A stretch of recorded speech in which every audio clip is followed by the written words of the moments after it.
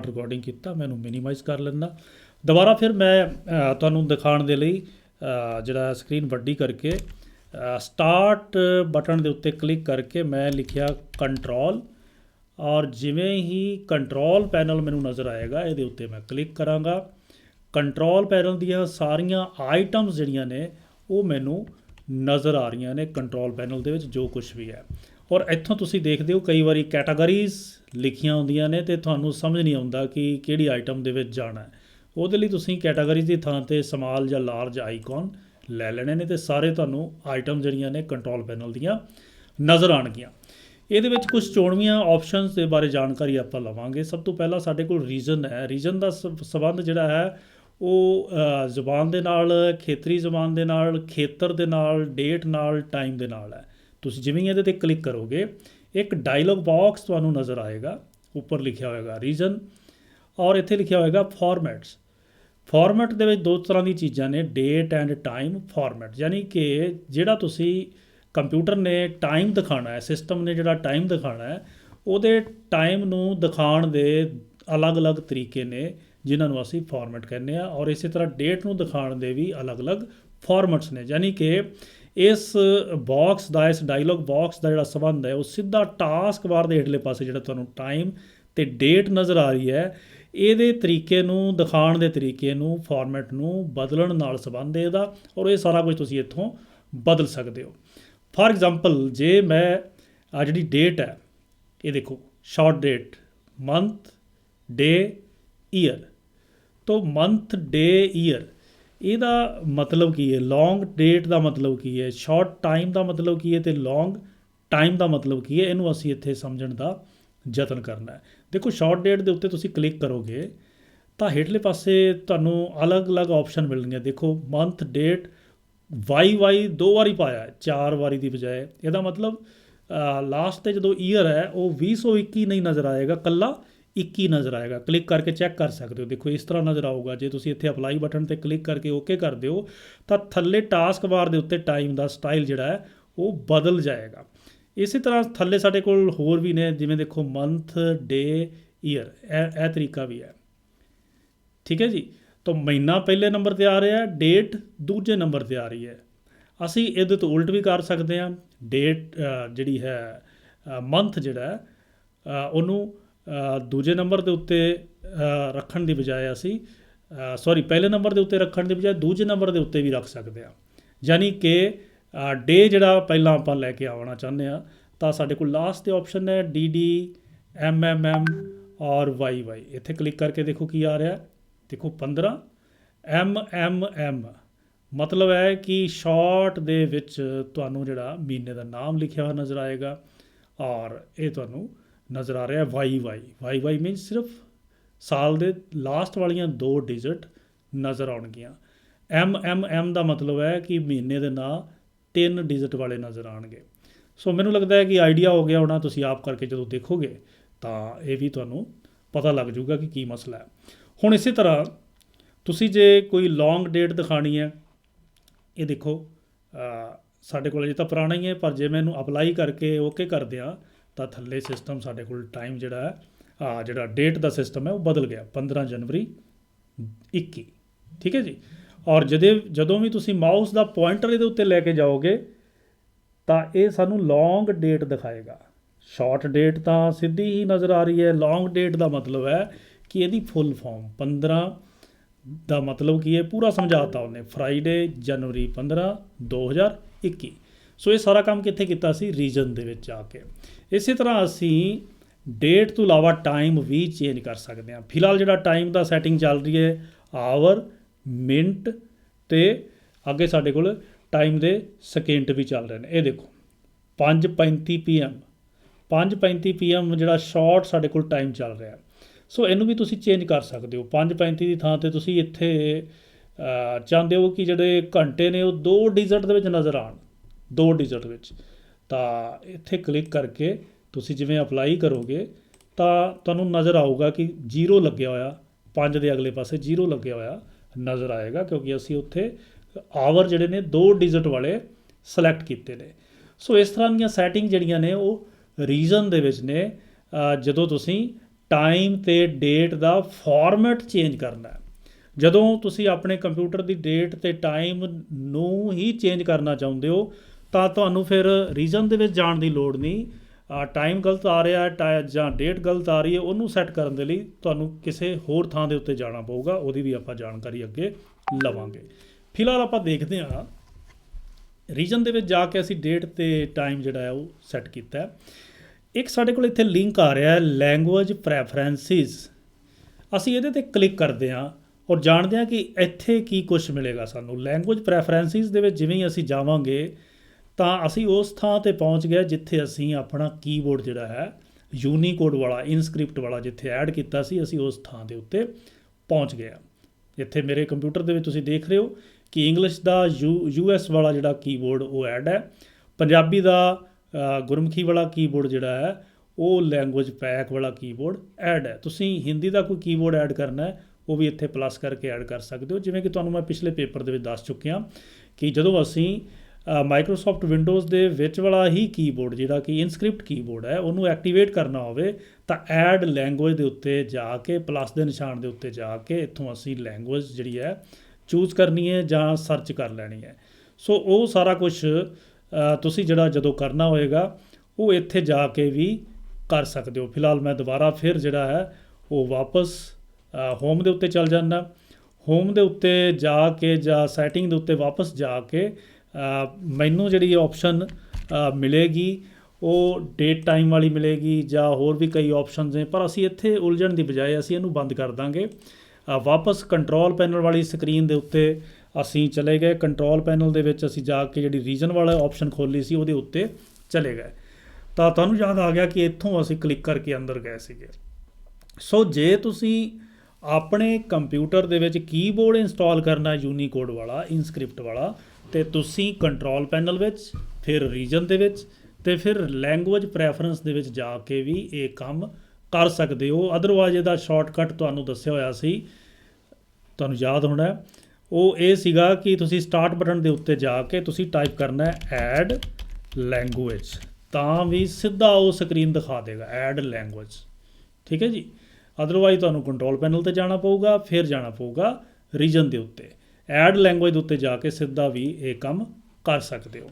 ਫਿਲਹਾਲ ਅਸੀਂ ਖੋਲ੍ਹਿਆ ਹੋਇਆ ਕੰਟਰੋਲ ਪੈਨਲ। ਕੰਟਰੋਲ ਪੈਨਲ ਦੀਆਂ ਸਾਰੀਆਂ ਆਈਟਮ ਨਜ਼ਰ ਆ ਰਹੀਆਂ ਨੇ। ਪਹਿਲੀ ਆਈਟਮ ਅਸੀਂ ਕੀਤੀ ਹੈ ਰੀਜਨ ਦੀ, ਜਿਹਦੇ ਵਿੱਚ ਦੋ ਚੀਜ਼ਾਂ ਨੇ। ਪਹਿਲਾ ਤਾਂ ਅਸੀਂ ਡੇਟ ਅਤੇ ਟਾਈਮ ਸੈੱਟ ਕਰ ਸਕਦੇ ਹਾਂ, ਉਹਦਾ ਫਾਰਮੈਟ ਸੈੱਟ ਕਰ ਸਕਦੇ ਹਾਂ, ਔਰ ਦੂਸਰਾ ਹੈ ਅਸੀਂ ਲੈਂਗੁਏਜ ਪ੍ਰੈਫਰੈਂਸ ਦੇ ਵਿੱਚ ਜਾ ਕੇ ਕੀਬੋਰਡ ਨੂੰ ਐਡ ਕਰ ਸਕਦੇ ਹਾਂ। ਤੀਜੀ ਆਪਸ਼ਨ ਦੇਖੋ, ਫਾਰਮੈਟ ਦੇ ਵਿੱਚ ਆ ਰਿਹਾ ਇੰਗਲਿਸ਼ ਯੂਨਾਈਟਿਡ ਸਟੇਟ। ਕੀ ਤੁਹਾਡੇ ਵਿੱਚੋਂ ਕਿਸੇ ਵਿਦਿਆਰਥੀ ਨੇ ਟਾਸਕ ਬਾਰ ਦੇ ਉੱਤੇ ਜਿਹੜਾ ਟਾਈਮ ਹੈ, ਖਾਸ ਤੌਰ 'ਤੇ ਜਿਹੜਾ ਮਹੀਨਾ ਹੈ, ਉਹ ਪੰਜਾਬੀ 'ਚ ਲਿਖਿਆ ਕਿਸੇ ਨੇ ਵੇਖਿਆ? 15 ਜਨਵਰੀ ਪੰਜਾਬੀ ਦੇ ਵਿੱਚ ਲਿਖਿਆ। ਜੇ ਕਿਸੇ ਵਿਦਿਆਰਥੀ ਨੇ ਦੇਖਿਆ ਤਾਂ ਉਹ ਆਪਣਾ ਮਾਈਕਰੋਫੋਨ ਖੋਲ੍ਹ ਕੇ ਆਪਣਾ ਤਜਰਬਾ ਸਾਡੇ ਨਾਲ ਸਾਂਝਾ ਕਰ ਸਕਦਾ। ਪੰਜਾਬੀ ਦੇ ਵਿੱਚ 15 ਜਨਵਰੀ 2021 ਪੰਜਾਬੀ ਵਿੱਚ ਲਿਖਿਆ ਹੋਵੇ। ਨਹੀਂ ਵੇਖਿਆ ਤਾਂ ਆਪਾਂ ਤੁਹਾਨੂੰ ਦਿਖਾਉਂਦੇ ਹਾਂ ਉਹ ਕਿਵੇਂ ਦਿਖੂਗਾ। ਤੁਸੀਂ ਰੀਜਨ ਦੇ ਵਿੱਚ ਜਾਣਾ ਹੈ। ਆਹ ਡੇਟ ਵਾਲੀ ਸੈਟਿੰਗ ਵੀ ਨਹੀਂ ਛੇੜਨੀ, ਟਾਈਮ ਵਾਲੀ ਸੈਟਿੰਗ ਵੀ ਨਹੀਂ ਛੇੜਨੀ, ਲੈਂਗੁਏਜ ਪ੍ਰੈਫਰੈਂਸ 'ਤੇ ਵੀ ਨਹੀਂ ਜਾਣਾ।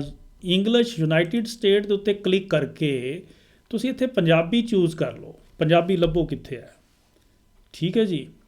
ਸੋ ਪੰਜਾਬੀ ਜਦੋਂ ਅਸੀਂ ਲੱਭ ਲਾਂਗੇ, ਪੀ ਟਾਈਪ ਕਰਦਾ ਗਿਆ, ਥੱਲੇ ਥੱਲੇ ਜਾਂਦਾ ਗਿਆ ਸਭ ਕੁਛ। ਇੱਥੇ ਸਾਡੇ ਕੋਲ ਪੰਜਾਬੀ ਲੈਂਗੁਏਜ ਦੇਖੋ, ਪੰਜਾਬੀ ਇੰਡੀਆ ਆ ਗਈ ਉੱਪਰ। ਇਹਨੂੰ ਮੈਂ ਇੱਥੋਂ ਚੂਜ਼ ਕਰ ਲੈਂਦਾ। ਸੋ ਪੰਜਾਬੀ ਇੰਡੀਆ ਸਿਲੈਕਟ ਕਰਕੇ ਮੈਂ ਅਪਲਾਈ ਕੀਤਾ, ਓਕੇ ਕੀਤਾ। ਇੱਥੇ ਪੰਜਾਬੀ ਸਾਡੇ ਕੋਲ ਪਾਕਿਸਤਾਨੀ ਵੀ ਸੀਗੀ, ਉਹਦਾ ਮਤਲਬ ਹੈ ਸ਼ਾਹਮੁਖੀ। ਪੰਜਾਬੀ ਇੰਡੀਅਨ ਦਾ ਮਤਲਬ ਗੁਰਮੁਖੀ। ਅਪਲਾਈ ਕੀਤਾ, ਓਕੇ ਕੀਤਾ।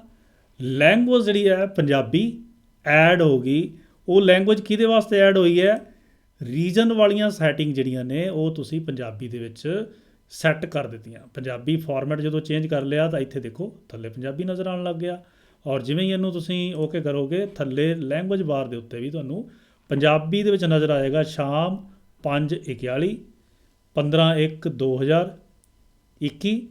ਇਹਦਾ ਸੈਟਿੰਗ ਕਰਨੀ ਹੈ ਤਾਂ ਫਿਰ ਦੁਬਾਰਾ ਜਾ ਕੇ ਇੱਥੇ ਕਰ ਲਓ।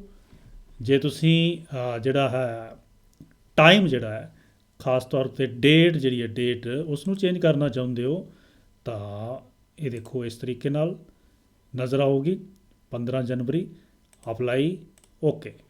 ਤਾਂ ਮਤਲਬ ਇਹ ਹੈ ਕਿ ਤੁਸੀਂ ਇੱਥੇ ਪੰਜਾਬੀ ਦੇ ਵਿੱਚ ਵੀ ਸਾਰਾ ਕੁਝ ਦੇਖ ਸਕਦੇ ਹੋ। ਮੈਂ ਇੱਥੋਂ ਹੁਣ ਈਅਰ ਪਹਿਲਾਂ ਕਰ ਦਿੱਤਾ ਹੈ, ਫਿਰ ਮੰਥ, ਫਿਰ ਡੇ ਕਰ ਦਿੱਤਾ ਹੈ। ਕੋਈ ਵੀ ਸੈਟਿੰਗ ਅਸੀਂ ਇੱਥੋਂ ਕਰ ਸਕਦੇ ਹਾਂ। ਫਿਲਹਾਲ ਰੀਜ਼ਨ ਦੇ ਉੱਤੇ ਜਾ ਕੇ ਅਸੀਂ 3 ਕੰਮ ਕਰ ਸਕਦੇ ਹਾਂ। ਤੁਸੀਂ ਇਹ ਦੇਖ ਲਿਆ ਹੋਣਾ। ਇੱਥੇ ਆ ਵੀ ਚੂਜ਼ ਕਰ ਸਕਦੇ ਹਾਂ। ਕਈ ਦੇਸ਼ਾਂ ਦੇ ਵਿੱਚ ਵੀਕ ਦਾ ਜਿਹੜਾ ਹਫਤੇ ਦਾ ਪਹਿਲਾ ਦਿਨ ਜਿਹੜਾ ਹੈ ਉਹ ਐਤਵਾਰ ਮੰਨਦੇ ਨੇ, ਕਿਸੇ ਨੂੰ ਕੁਛ ਮੰਨਦੇ ਨੇ। ਅਸੀਂ ਸੋਮਵਾਰ ਮੰਨਦੇ ਹਾਂ ਅਤੇ ਸੋਮਵਾਰ ਸੈੱਟ ਕੀਤਾ ਹੋਇਆ। ਸੋ ਇਸ ਤਰੀਕੇ ਦੇ ਨਾਲ ਅਸੀਂ ਡੇ, ਟਾਈਮ, ਈਅਰ ਸਭ ਕੁਛ ਸਾਰੀਆਂ ਚੀਜ਼ਾਂ ਅਸੀਂ ਇੱਥੋਂ ਉਹਨਾਂ ਦੀ ਸੈਟਿੰਗ ਕਰ ਸਕਦੇ ਹਾਂ। ਸੋ ਬਹੁਤ ਹੀ ਜ਼ਰੂਰੀ ਇਹ ਆਪਸ਼ਨ ਸੀਗੀਆਂ ਜਿੱਥੋਂ ਵੇਖ ਕੇ ਇੱਕ ਆਮ ਬੰਦੇ ਨੂੰ ਲੱਗਦਾ ਹੈ ਕਿ ਇਹ ਬੰਦਾ ਪੰਜਾਬੀ ਪ੍ਰੇਮੀ ਹੈ, ਪੰਜਾਬੀ ਭਾਸ਼ਾ ਨਾਲ ਪਿਆਰ ਕਰਨ ਵਾਲਾ ਹੈ, ਤਾਂ ਜੋ ਪੰਜਾਬੀ ਸਾਡਾ ਕੰਪਿਊਟਰ ਦਿਖਾ ਰਿਹਾ। ਸੋ ਇਹ ਸਮੱਸਿਆ ਜਿਹੜੀ ਹੈ ਇਹਦੇ ਲਈ ਇਸ ਮਸਲੇ ਦੇ ਉੱਤੇ ਦੁੱਖ ਵੀ ਹੁੰਦਾ ਹੈ ਕਿ ਇਹ ਚੀਜ਼ਾਂ, ਇਹ ਆਪਸ਼ਨਸ ਵਿੰਡੋਜ਼ ਨੇ ਆਲਰੇਡੀ ਦਿੱਤੀਆਂ ਹੋਈਆਂ ਨੇ ਸਾਨੂੰ, ਪਰ ਸਾਨੂੰ ਇਹਨਾਂ ਬਾਰੇ ਪਤਾ ਨਹੀਂ ਹੁੰਦਾ, ਉਸ ਕਰਕੇ ਅਸੀਂ ਪਿੱਛੇ ਰਹਿ ਜਾਂਦੇ ਹਾਂ। ਸੋ ਇਹ ਸੀਗਾ ਰੀਜ਼ਨ ਤੋਂ ਬਾਅਦ ਅਗਲੀ ਜਿਹੜੀ ਆਪਸ਼ਨ ਅਸੀਂ ਲੈਣੀ ਹੈ ਯੂਜ਼ਰ ਅਕਾਊਂਟ। ਯੂਜ਼ਰ ਅਕਾਊਂਟ ਦੇ ਵਿੱਚ ਬਹੁਤ ਹੀ ਰਿਸਟ੍ਰਿਕਟਿਡ 1-2 ਆਪਸ਼ਨ ਹੀ ਮੈਂ ਦੱਸਾਂਗਾ। ਡਿਟੇਲ ਦੇ ਵਿੱਚ ਸਾਡੇ ਸਿਲੇਬਸ ਵਿੱਚ ਨਹੀਂ ਹੈ। ਕੋਈ ਵਿਦਿਆਰਥੀ ਦੇਖਣਾ ਚਾਹੂਗਾ ਤਾਂ ਉਹ ਚੈਨਲ ਦੇ ਉੱਤੇ ਜਾ ਕੇ ਦੇਖ ਸਕਦਾ। ਸਾਡੇ ਸਿਲੇਬਸ ਵਿੱਚ ਇਹ ਹੈ ਕਿ ਯੂਜ਼ਰ ਅਕਾਊਂਟ ਦੇ ਵਿੱਚ ਜਾ ਕੇ ਤੁਸੀਂ ਪਾਸਵਰਡ ਕਿਵੇਂ ਚੇਂਜ ਕਰਨਾ ਹੈ। ਸੋ ਯੂਜ਼ਰ ਅਕਾਊਂਟ ਜਿਹੜਾ ਕਿ ਕੰਟਰੋਲ ਪੈਨਲ ਦਾ ਪਾਰਟ ਹੈ, ਇੱਥੇ ਜਾ ਕੇ ਤੁਸੀਂ ਆਪਣਾ ਜਿਹੜਾ ਅਕਾਊਂਟ ਹੈ ਵਿੰਡੋਜ਼ ਦਾ ਅਕਾਊਂਟ, ਉਹਨੂੰ ਤੁਸੀਂ ਚੇਂਜ ਕਰ ਸਕਦੇ ਹੋ। ਕਈ ਵਾਰੀ ਤੁਸੀਂ ਦੇਖਿਆ ਹੋਣਾ ਹੈ ਕਿ ਜਿਵੇਂ ਹੀ ਕੰਪਿਊਟਰ ਦਾ ਸਵਿਚ ਔਨ ਕਰਦੇ ਹੋ ਤਾਂ ਸਿੱਧੀ ਡੈਸਕਟਾਪ ਨਹੀਂ ਆਉਂਦੀ, ਰਸਤੇ ਦੇ ਵਿੱਚ ਇੱਕ ਸਕਰੀਨ ਆਉਂਦੀ ਹੈ, ਵੈਲਕਮ ਸਕਰੀਨ। ਉਸ ਸਕਰੀਨ ਦੇ ਉੱਤੇ ਤੁਹਾਡੇ ਕੋਲੋਂ ਪਾਸਵਰਡ ਪੁੱਛਿਆ ਜਾਂਦਾ ਹੈ। ਜੇ ਪਾਸਵਰਡ ਤੁਸੀਂ ਸਹੀ ਭਰਦੇ ਹੋ ਤਾਂ ਜਾ ਕੇ ਡੈਸਕਟਾਪ ਆਉਂਦੀ ਹੈ। ਸੋ ਇਹ ਬਹੁਤ ਜ਼ਰੂਰੀ ਹੈ ਕਿ ਜੇ ਤੁਹਾਡਾ ਕੰਪਿਊਟਰ ਕਈ ਜਣੇ ਯੂਜ਼ ਕਰਦੇ ਨੇ ਜਾਂ ਆਫਿਸ ਦੇ ਵਿੱਚ ਕੋਈ ਕੰਪਿਊਟਰ ਯੂਜ਼ ਕਰਦੇ ਹੋ, ਜਿਹੜੀਆਂ ਸਾਂਝੀਆਂ ਥਾਵਾਂ 'ਤੇ ਯੂਜ਼ ਕਰਦੇ ਹੋ, ਤਾਂ ਉੱਥੇ ਤੁਹਾਨੂੰ ਪਾਸਵਰਡ ਦੀ ਜੇ ਲੋੜ ਹੈ, ਤੁਹਾਨੂੰ ਲੱਗਦਾ ਹੈ ਕਿ ਉੱਥੇ ਸੁਰੱਖਿਆ ਨਹੀਂ ਹੈ, ਤਾਂ ਤੁਹਾਨੂੰ ਪਾਸਵਰਡ ਲਗਾ ਲੈਣਾ ਚਾਹੀਦਾ ਹੈ। ਉਹ ਲਗਾਉਣ ਦੇ ਲਈ ਤੁਸੀਂ ਯੂਜ਼ਰ ਅਕਾਊਂਟ ਦੇ ਵਿੱਚ ਜਾਓਗੇ। ਫਿਲਹਾਲ ਮੈਂ ਇਸ ਯੂਜ਼ਰ ਅਕਾਊਂਟ ਦੇ ਵਿੱਚ ਜਾ ਕੇ, ਮੇਰੇ ਕੋਲ ਇੱਕ ਹੀ ਅਕਾਊਂਟ ਹੈ, ਇਸ ਅਕਾਊਂਟ ਦਾ ਨਾਮ ਹੈ ਸੀਟੈਕ ਪੰਜਾਬੀ। ਇਹ ਮੇਰੇ ਕੋਲ ਐਡਮਿਨਿਸਟ੍ਰੇਟਰ ਜਿਹੜਾ ਹੈ ਅਕਾਊਂਟ ਹੈ। ਇਹ ਯਾਦ ਰੱਖਣਾ ਹੈ ਕਿ ਐਡਮਿਨਿਸਟ੍ਰੇਟਰ ਦਾ ਮਤਲਬ ਕਿ ਕੰਪਿਊਟਰ ਦਾ ਜਿਹੜਾ ਮਾਲਕ ਹੈ, ਇਹ ਉਸ ਵਿਅਕਤੀ ਦਾ ਪਾਸਵਰਡ ਹੈ। ਕਈ ਵਾਰੀ ਇੱਥੇ ਇੱਕ ਜਿਹੜਾ ਇਹ ਡੱਬਾ ਜਿਹਾ ਨਜ਼ਰ ਆ ਰਿਹਾ, ਇੱਥੇ 2 ਡੱਬੇ ਨਜ਼ਰ ਆਉਣਗੇ। ਦੂਜੇ 'ਤੇ ਲਿਖਿਆ ਹੋਏਗਾ ਗੈਸਟ ਯੂਜ਼ਰ।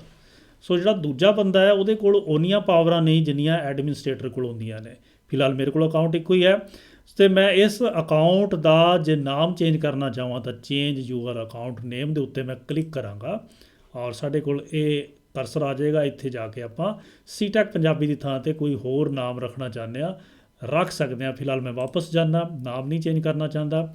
ਇਸੇ ਤਰ੍ਹਾਂ ਜੇ ਮੈਂ ਇਸ ਅਕਾਊਂਟ ਦੀ ਟਾਈਪ ਚੇਂਜ ਕਰਨਾ ਚਾਹੁੰਦਾ, ਯਾਨੀ ਕਿ ਇਹ ਐਡਮਿਨ ਅਕਾਊਂਟ ਸੀਗਾ ਅਤੇ ਇਹਨੂੰ ਮੈਂ ਗੈਸਟ ਅਕਾਊਂਟ ਬਣਾਉਣਾ ਹੋਵੇ ਤਾਂ ਫਿਲਹਾਲ ਇਸ ਹਾਲਾਤ ਵਿੱਚ ਨਹੀਂ ਬਣਾ ਸਕਦੇ, ਪਰ ਜੇ ਤੁਹਾਡੇ ਕੋਲ 2 ਜਾਂ 2 ਤੋਂ ਵੱਧ ਅਕਾਊਂਟ ਨੇ ਤਾਂ ਤੁਸੀਂ ਬਣਾ ਸਕਦੇ ਹੋ। ਹੁਣ ਯਾਦ ਰੱਖੋ 2 ਤੋਂ ਵੱਧ ਜਾਂ 2 ਅਕਾਊਂਟਸ ਦੀ ਲੋੜ ਕਦੋਂ ਪੈਂਦੀ ਹੈ। ਮੰਨ ਲਵੋ ਘਰ ਦੇ ਵਿੱਚ ਕੰਪਿਊਟਰ ਤੁਹਾਡੇ ਕੋਲ ਇੱਕ ਹੀ ਹੈ ਔਰ ਤੁਸੀਂ ਵਰਤਣ ਵਾਲੇ 2 ਹੋ। ਜਿਵੇਂ ਮੇਰੇ ਕੋਲ ਮੇਰੇ ਬੇਟੇ ਨੇ ਵੀ ਜੇ ਕੰਪਿਊਟਰ ਵਰਤਣਾ ਹੋਵੇ ਤਾਂ ਮੈਨੂੰ ਡਰ ਰਹਿੰਦਾ ਹੈ ਕਿ ਮੇਰੀਆਂ ਫਾਈਲਾਂ ਦੇ ਨਾਲ ਛੇੜਛਾੜ ਨਾ ਕਰੇ, ਉਹਦੇ ਕਰਕੇ ਮੈਂ ਉਹਦਾ ਇੱਕ ਗੈਸਟ ਅਕਾਊਂਟ ਬਣਾ ਦਿੰਦਾ। ਤਾਂ ਜਦੋਂ ਮੈਂ ਕੰਪਿਊਟਰ ਖੋਲ੍ਹੂਗਾ ਮੇਰਾ ਬੇਟਾ ਤਾਂ ਉਹਨੂੰ ਵੈਲਕਮ ਸਕਰੀਨ ਦੇ ਉੱਤੇ 2 ਅਕਾਊਂਟ ਨਜ਼ਰ ਆਉਣਗੇ, ਇੱਕ ਉਹਦੇ ਨਾਮ ਦਾ ਅਤੇ ਦੂਸਰਾ ਸੀਟੈਕ ਪੰਜਾਬੀ ਦੇ ਨਾਮ ਦਾ। ਜਿਹੜਾ ਉਹਦੇ ਨਾਮ ਦਾ ਅਕਾਊਂਟ ਹੋਏਗਾ ਉਹਦਾ ਪਾਸਵਰਡ ਲਗਾ ਕੇ ਉਹਨੂੰ ਦੱਸ ਦਿਆਂਗਾ ਕਿ ਜਦੋਂ ਤੂੰ ਖੋਲ੍ਹਣਾ ਆਪਣਾ ਪਾਸਵਰਡ ਲਗਾ ਲੈਣਾ। ਸੋ ਉਸ ਤਰੀਕੇ ਦੇ ਨਾਲ ਉਸ ਦੂਸਰੇ ਗੈਸਟ ਯੂਜ਼ਰ ਨੂੰ, ਆਪਣੇ ਬੇਟੇ ਨੂੰ, ਮੈਂ ਜਿਹੜੀਆਂ ਪਾਵਰਸ ਨੇ ਉਹ ਲਿਮਟਿਡ ਦੇ ਸਕਦਾ। ਮੈਂ ਉਹਦੇ ਵਿੱਚ ਰਿਸਟ੍ਰਿਕਸ਼ਨ ਲਗਾ ਸਕਦਾ, ਰੋਕ ਲਗਾ ਸਕਦਾ ਕਿ ਕਿਸੇ ਵੀ ਫਾਈਲ ਨੂੰ ਡਿਲੀਟ ਨਾ ਕਰ ਸਕੇ, ਓਵਰਰਾਈਟ ਨਾ ਕਰ ਸਕੇ, ਜਾਂ ਸਿਰਫ ਇਸ ਫੋਲਡਰ ਦੇ ਵਿੱਚ ਹੀ ਆਪਣਾ ਕੰਮ ਕਰ ਸਕੇ, ਬਾਕੀ ਡਰਾਈਵਸ ਨੂੰ ਨਾ ਖੋਲ੍ਹ ਸਕੇ। ਉਹ ਸਾਰੀਆਂ ਜਿਹੜੀਆਂ ਨੇ ਚੇਂਜਿਸ ਆਪਾਂ ਇੱਥੇ ਕਰ ਸਕਦੇ ਹਾਂ।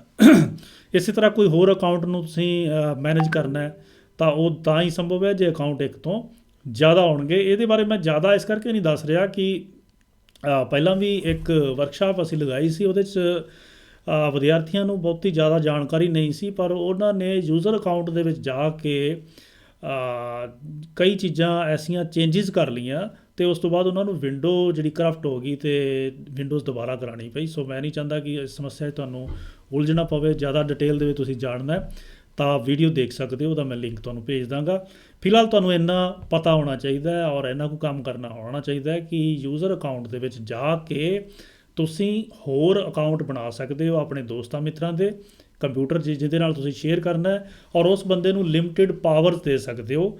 ਆਪਣੇ ਕੰਪਿਊਟਰ ਦਾ ਪਾਸਵਰਡ ਰੱਖ ਸਕਦੇ ਹੋ, ਪਾਸਵਰਡ ਚੇਂਜ ਕਰ ਸਕਦੇ ਹੋ। ਫਿਲਹਾਲ ਫਿਰ ਆਪਾਂ ਦੁਬਾਰਾ ਵਾਪਸ ਜਾਂਦੇ ਹਾਂ ਸਾਡੇ ਕੋਲ ਕੰਟਰੋਲ ਪੈਨਲ 'ਤੇ। ਅਸੀਂ ਵਾਪਸ ਫਿਰ ਅਸੀਂ ਚਲੇ ਗਏ ਕੈਟਾਗਰੀਜ਼ ਦੀ ਥਾਂ 'ਤੇ ਸਮਾਲ ਆਈਕਨਸ ਲੈ ਲਿਆ ਔਰ ਅਸੀਂ ਦੋ ਆਪਸ਼ਨ ਕੀਤੀਆਂ ਹੁਣ ਤੱਕ, ਰੀਜਨ ਅਤੇ ਯੂਜ਼ਰ ਅਕਾਊਂਟ। ਫਿਰ ਉੱਪਰ ਚੱਲਦੇ ਹਾਂ ਅਸੀਂ, ਸਾਡੇ ਕੋਲ ਡੇਟ ਐਂਡ ਟਾਈਮ।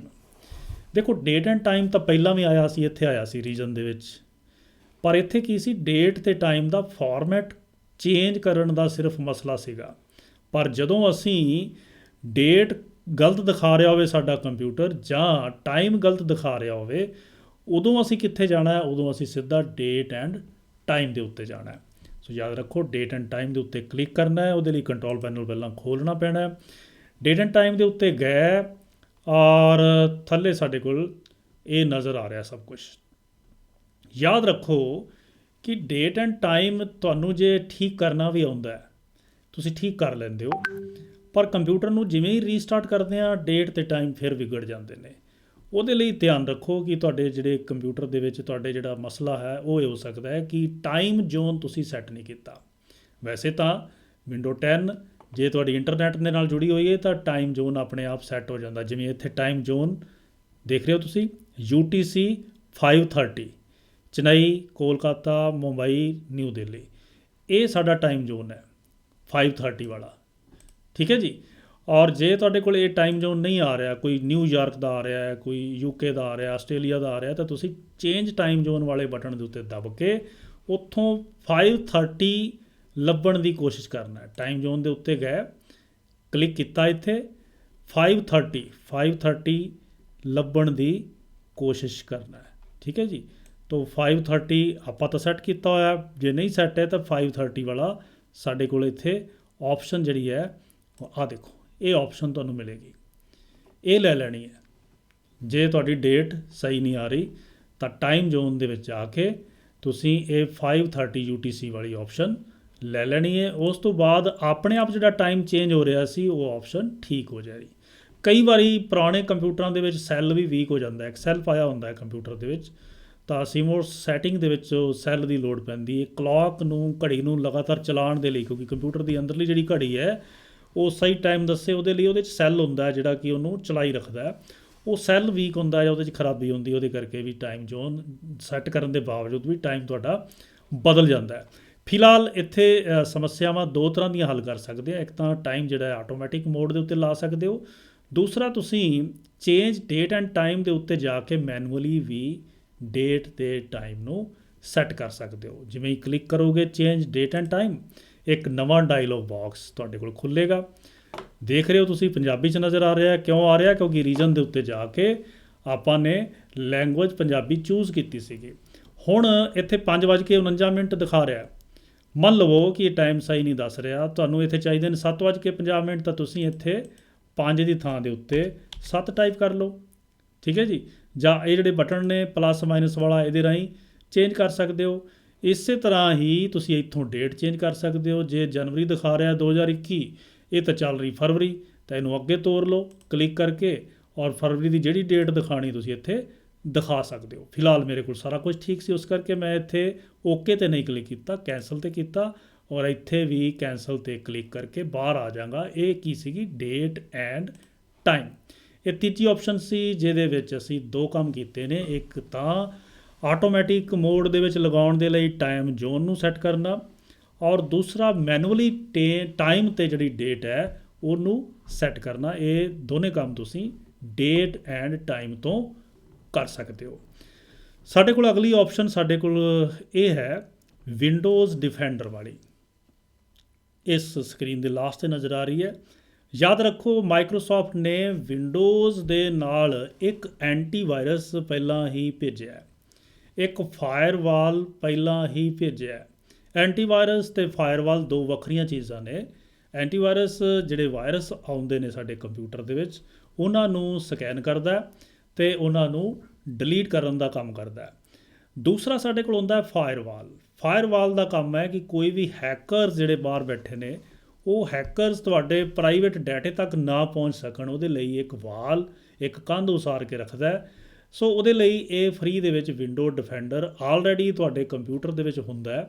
ਪਰ ਜੇ ਤੁਸੀਂ ਥਰਡ ਪਾਰਟੀ ਕੋਈ ਐਂਟੀਵਾਇਰਸ ਜਾਂ ਫਾਇਰਵਾਲ ਵਰਤਣਾ ਚਾਹੁੰਦੇ ਹੋ ਤਾਂ ਉਹਦੇ ਲਈ ਬਹੁਤ ਸਾਰੇ ਐਂਟੀਵਾਇਰਸ ਅਤੇ ਫਾਇਰਵਾਲ ਵੀ ਅਵੇਲੇਬਲ ਨੇ। ਸੋ ਇੱਥੇ ਤੁਸੀਂ ਜਾ ਕੇ ਵਿੰਡੋ ਡਿਫੈਂਡਰ ਦਾ ਜਿਹੜਾ ਐਂਟੀਵਾਇਰਸ ਸੌਫਟਵੇਅਰ ਹੈ ਉਹਦੀ ਚੇਂਜਿਸ ਕੁਛ ਕਰਨਾ ਚਾਹੁੰਦੇ ਹੋ ਜਾਂ ਕੁਝ ਸੈਟਿੰਗ ਕਰਨਾ ਚਾਹੁੰਦੇ ਹੋ ਤਾਂ ਤੁਸੀਂ ਇੱਥੇ ਜਾ ਕੇ ਕਰ ਸਕਦੇ ਹੋ। ਇਹ ਆਪਸ਼ਨ ਵੀ ਤੁਹਾਨੂੰ ਕੰਟਰੋਲ ਪੈਨਲ ਦੇ ਵਿੱਚ ਮਿਲੇਗੀ। ਸੋ ਮੈਂ ਕਲਿੱਕ ਕੀਤਾ ਵਿੰਡੋਜ਼ ਡਿਫੈਂਡਰ ਦੇ ਉੱਤੇ। ਸੋ ਇੱਥੇ ਤੁਹਾਨੂੰ ਬਹੁਤ ਸਾਰੀਆਂ ਚੀਜ਼ਾਂ ਨਜ਼ਰ ਆਉਣਗੀਆਂ। ਨੈਟਵਰਕ ਦਾ ਨਾਮ ਨਜ਼ਰ ਆ ਰਿਹਾ, ਵਿੰਡੋ ਡਿਫੈਂਡਰ ਫਾਇਰਵਾਲ ਸਟੇਟ ਔਨ ਹੈ। ਜੇ ਤੁਸੀਂ ਕੋਈ ਹੋਰ ਐਂਟੀਵਾਇਰਸ ਇਹਦੇ ਵਿੱਚ ਪਾ ਲੈਂਦੇ ਹੋ ਕੰਪਿਊਟਰ ਦੇ ਵਿੱਚ ਤਾਂ ਜਿਹੜਾ ਵਿੰਡੋ ਡਿਫੈਂਡਰ ਹੈ ਆਪਣੇ ਆਪ ਹੀ ਇੱਥੇ ਬੰਦ ਹੋ ਜਾਏਗਾ, ਆਫ ਹੋਇਆ ਨਜ਼ਰ ਆਏਗਾ। ਉਸ ਕਰਕੇ ਤੁਹਾਨੂੰ ਜਿਹੜਾ ਵਿੰਡੋ ਡਿਫੈਂਡਰ ਹੈ ਉਹਨੂੰ ਆਪ ਮੈਨੂਅਲੀ ਜਾ ਕੇ ਬੰਦ ਕਰਨ ਦੀ ਲੋੜ ਨਹੀਂ। ਇਹ ਵੀ ਯਾਦ ਰੱਖਣ ਵਾਲੀ ਗੱਲ ਹੈ ਕਿ ਕੰਪਿਊਟਰ ਦੇ ਵਿੱਚ ਦੋ ਜਿਹੜੇ ਐਂਟੀਵਾਇਰਸ ਇਕੱਠੇ ਨਹੀਂ ਪਾਉਣੇ ਕਦੇ ਵੀ।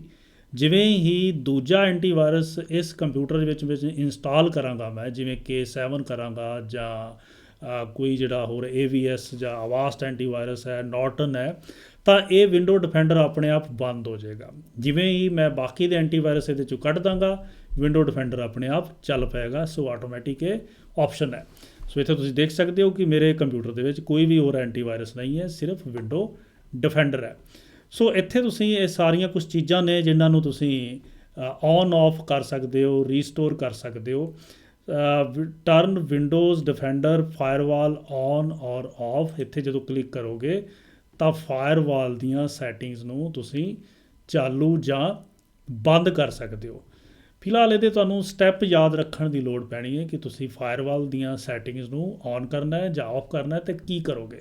ਸੋ ਇੱਥੇ ਸਾਡੇ ਕੋਲ ਟਰਨ ਔਨ ਲਿਖਿਆ ਹੋਇਆ, ਇਹ ਟਰਨ ਆਫ ਲਿਖਿਆ ਹੋਇਆ। ਜੇ ਤੁਸੀਂ ਵਿੰਡੋ ਡਿਫੈਂਡਰ ਜਿਹੜਾ ਹੈ ਇਹਦੀ ਜਿਹੜੀ ਫਾਇਰਵਾਲ ਦੀਆਂ ਜਿਹੜੀ ਸੈਟਿੰਗ ਨੇ ਉਹ ਬੰਦ ਕਰਨੀਆਂ ਨੇ, ਕਿਉਂਕਿ ਵਿੰਡੋ ਡਿਫੈਂਡਰ ਦੋ ਚੀਜ਼ਾਂ ਨੇ ਵਿੰਡੋ ਡਿਫੈਂਡਰ ਦੇ ਵਿੱਚ, ਇੱਕ ਐਂਟੀਵਾਇਰਸ ਹੈ, ਦੂਸਰਾ ਫਾਇਰਵਾਲ ਹੈ।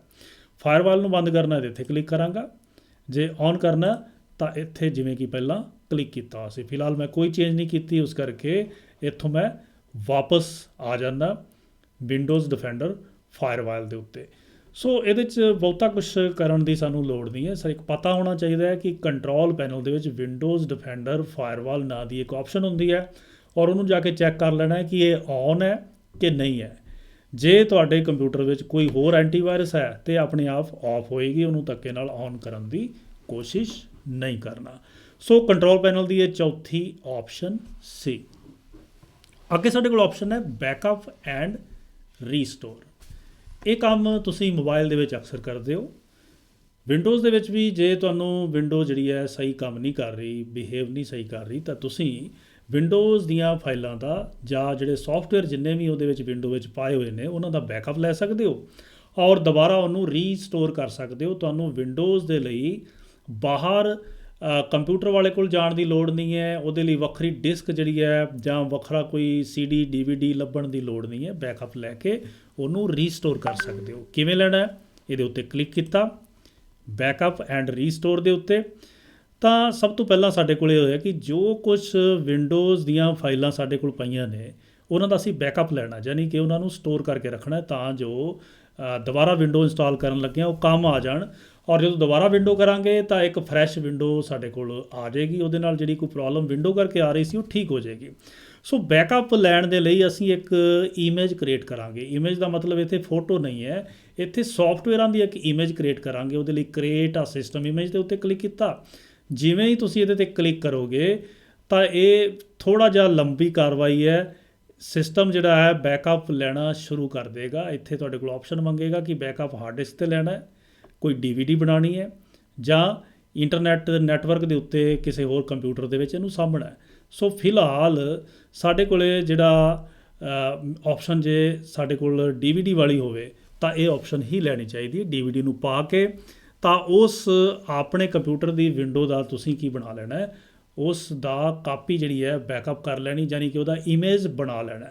ਸੋ ਇਸ ਆਪਸ਼ਨ ਤੋਂ ਬਾਅਦ ਫਿਰ ਜਦੋਂ ਤੁਸੀਂ ਇਮੇਜ ਬਣਾ ਲਓਗੇ, ਕੰਪਿਊਟਰ ਰੀਸਟਾਰਟ ਹੋਏਗਾ, ਦੁਬਾਰਾ ਤੁਹਾਡੇ ਕੋਲ ਮੰਗੇਗਾ ਕਿ ਤੁਸੀਂ ਜਿੱਥੇ ਇਮੇਜ ਬਣਾਇਆ ਸੀ, ਜਿੱਥੇ ਇਹਦੀਆਂ ਫਾਈਲਾਂ ਦਾ ਬੈਕਅਪ ਲਿਆ ਸੀ, ਉਹ ਵਾਲੀ ਇਹਦੇ ਵਿੱਚ CD ਜਾਂ DVD ਪਾਓ।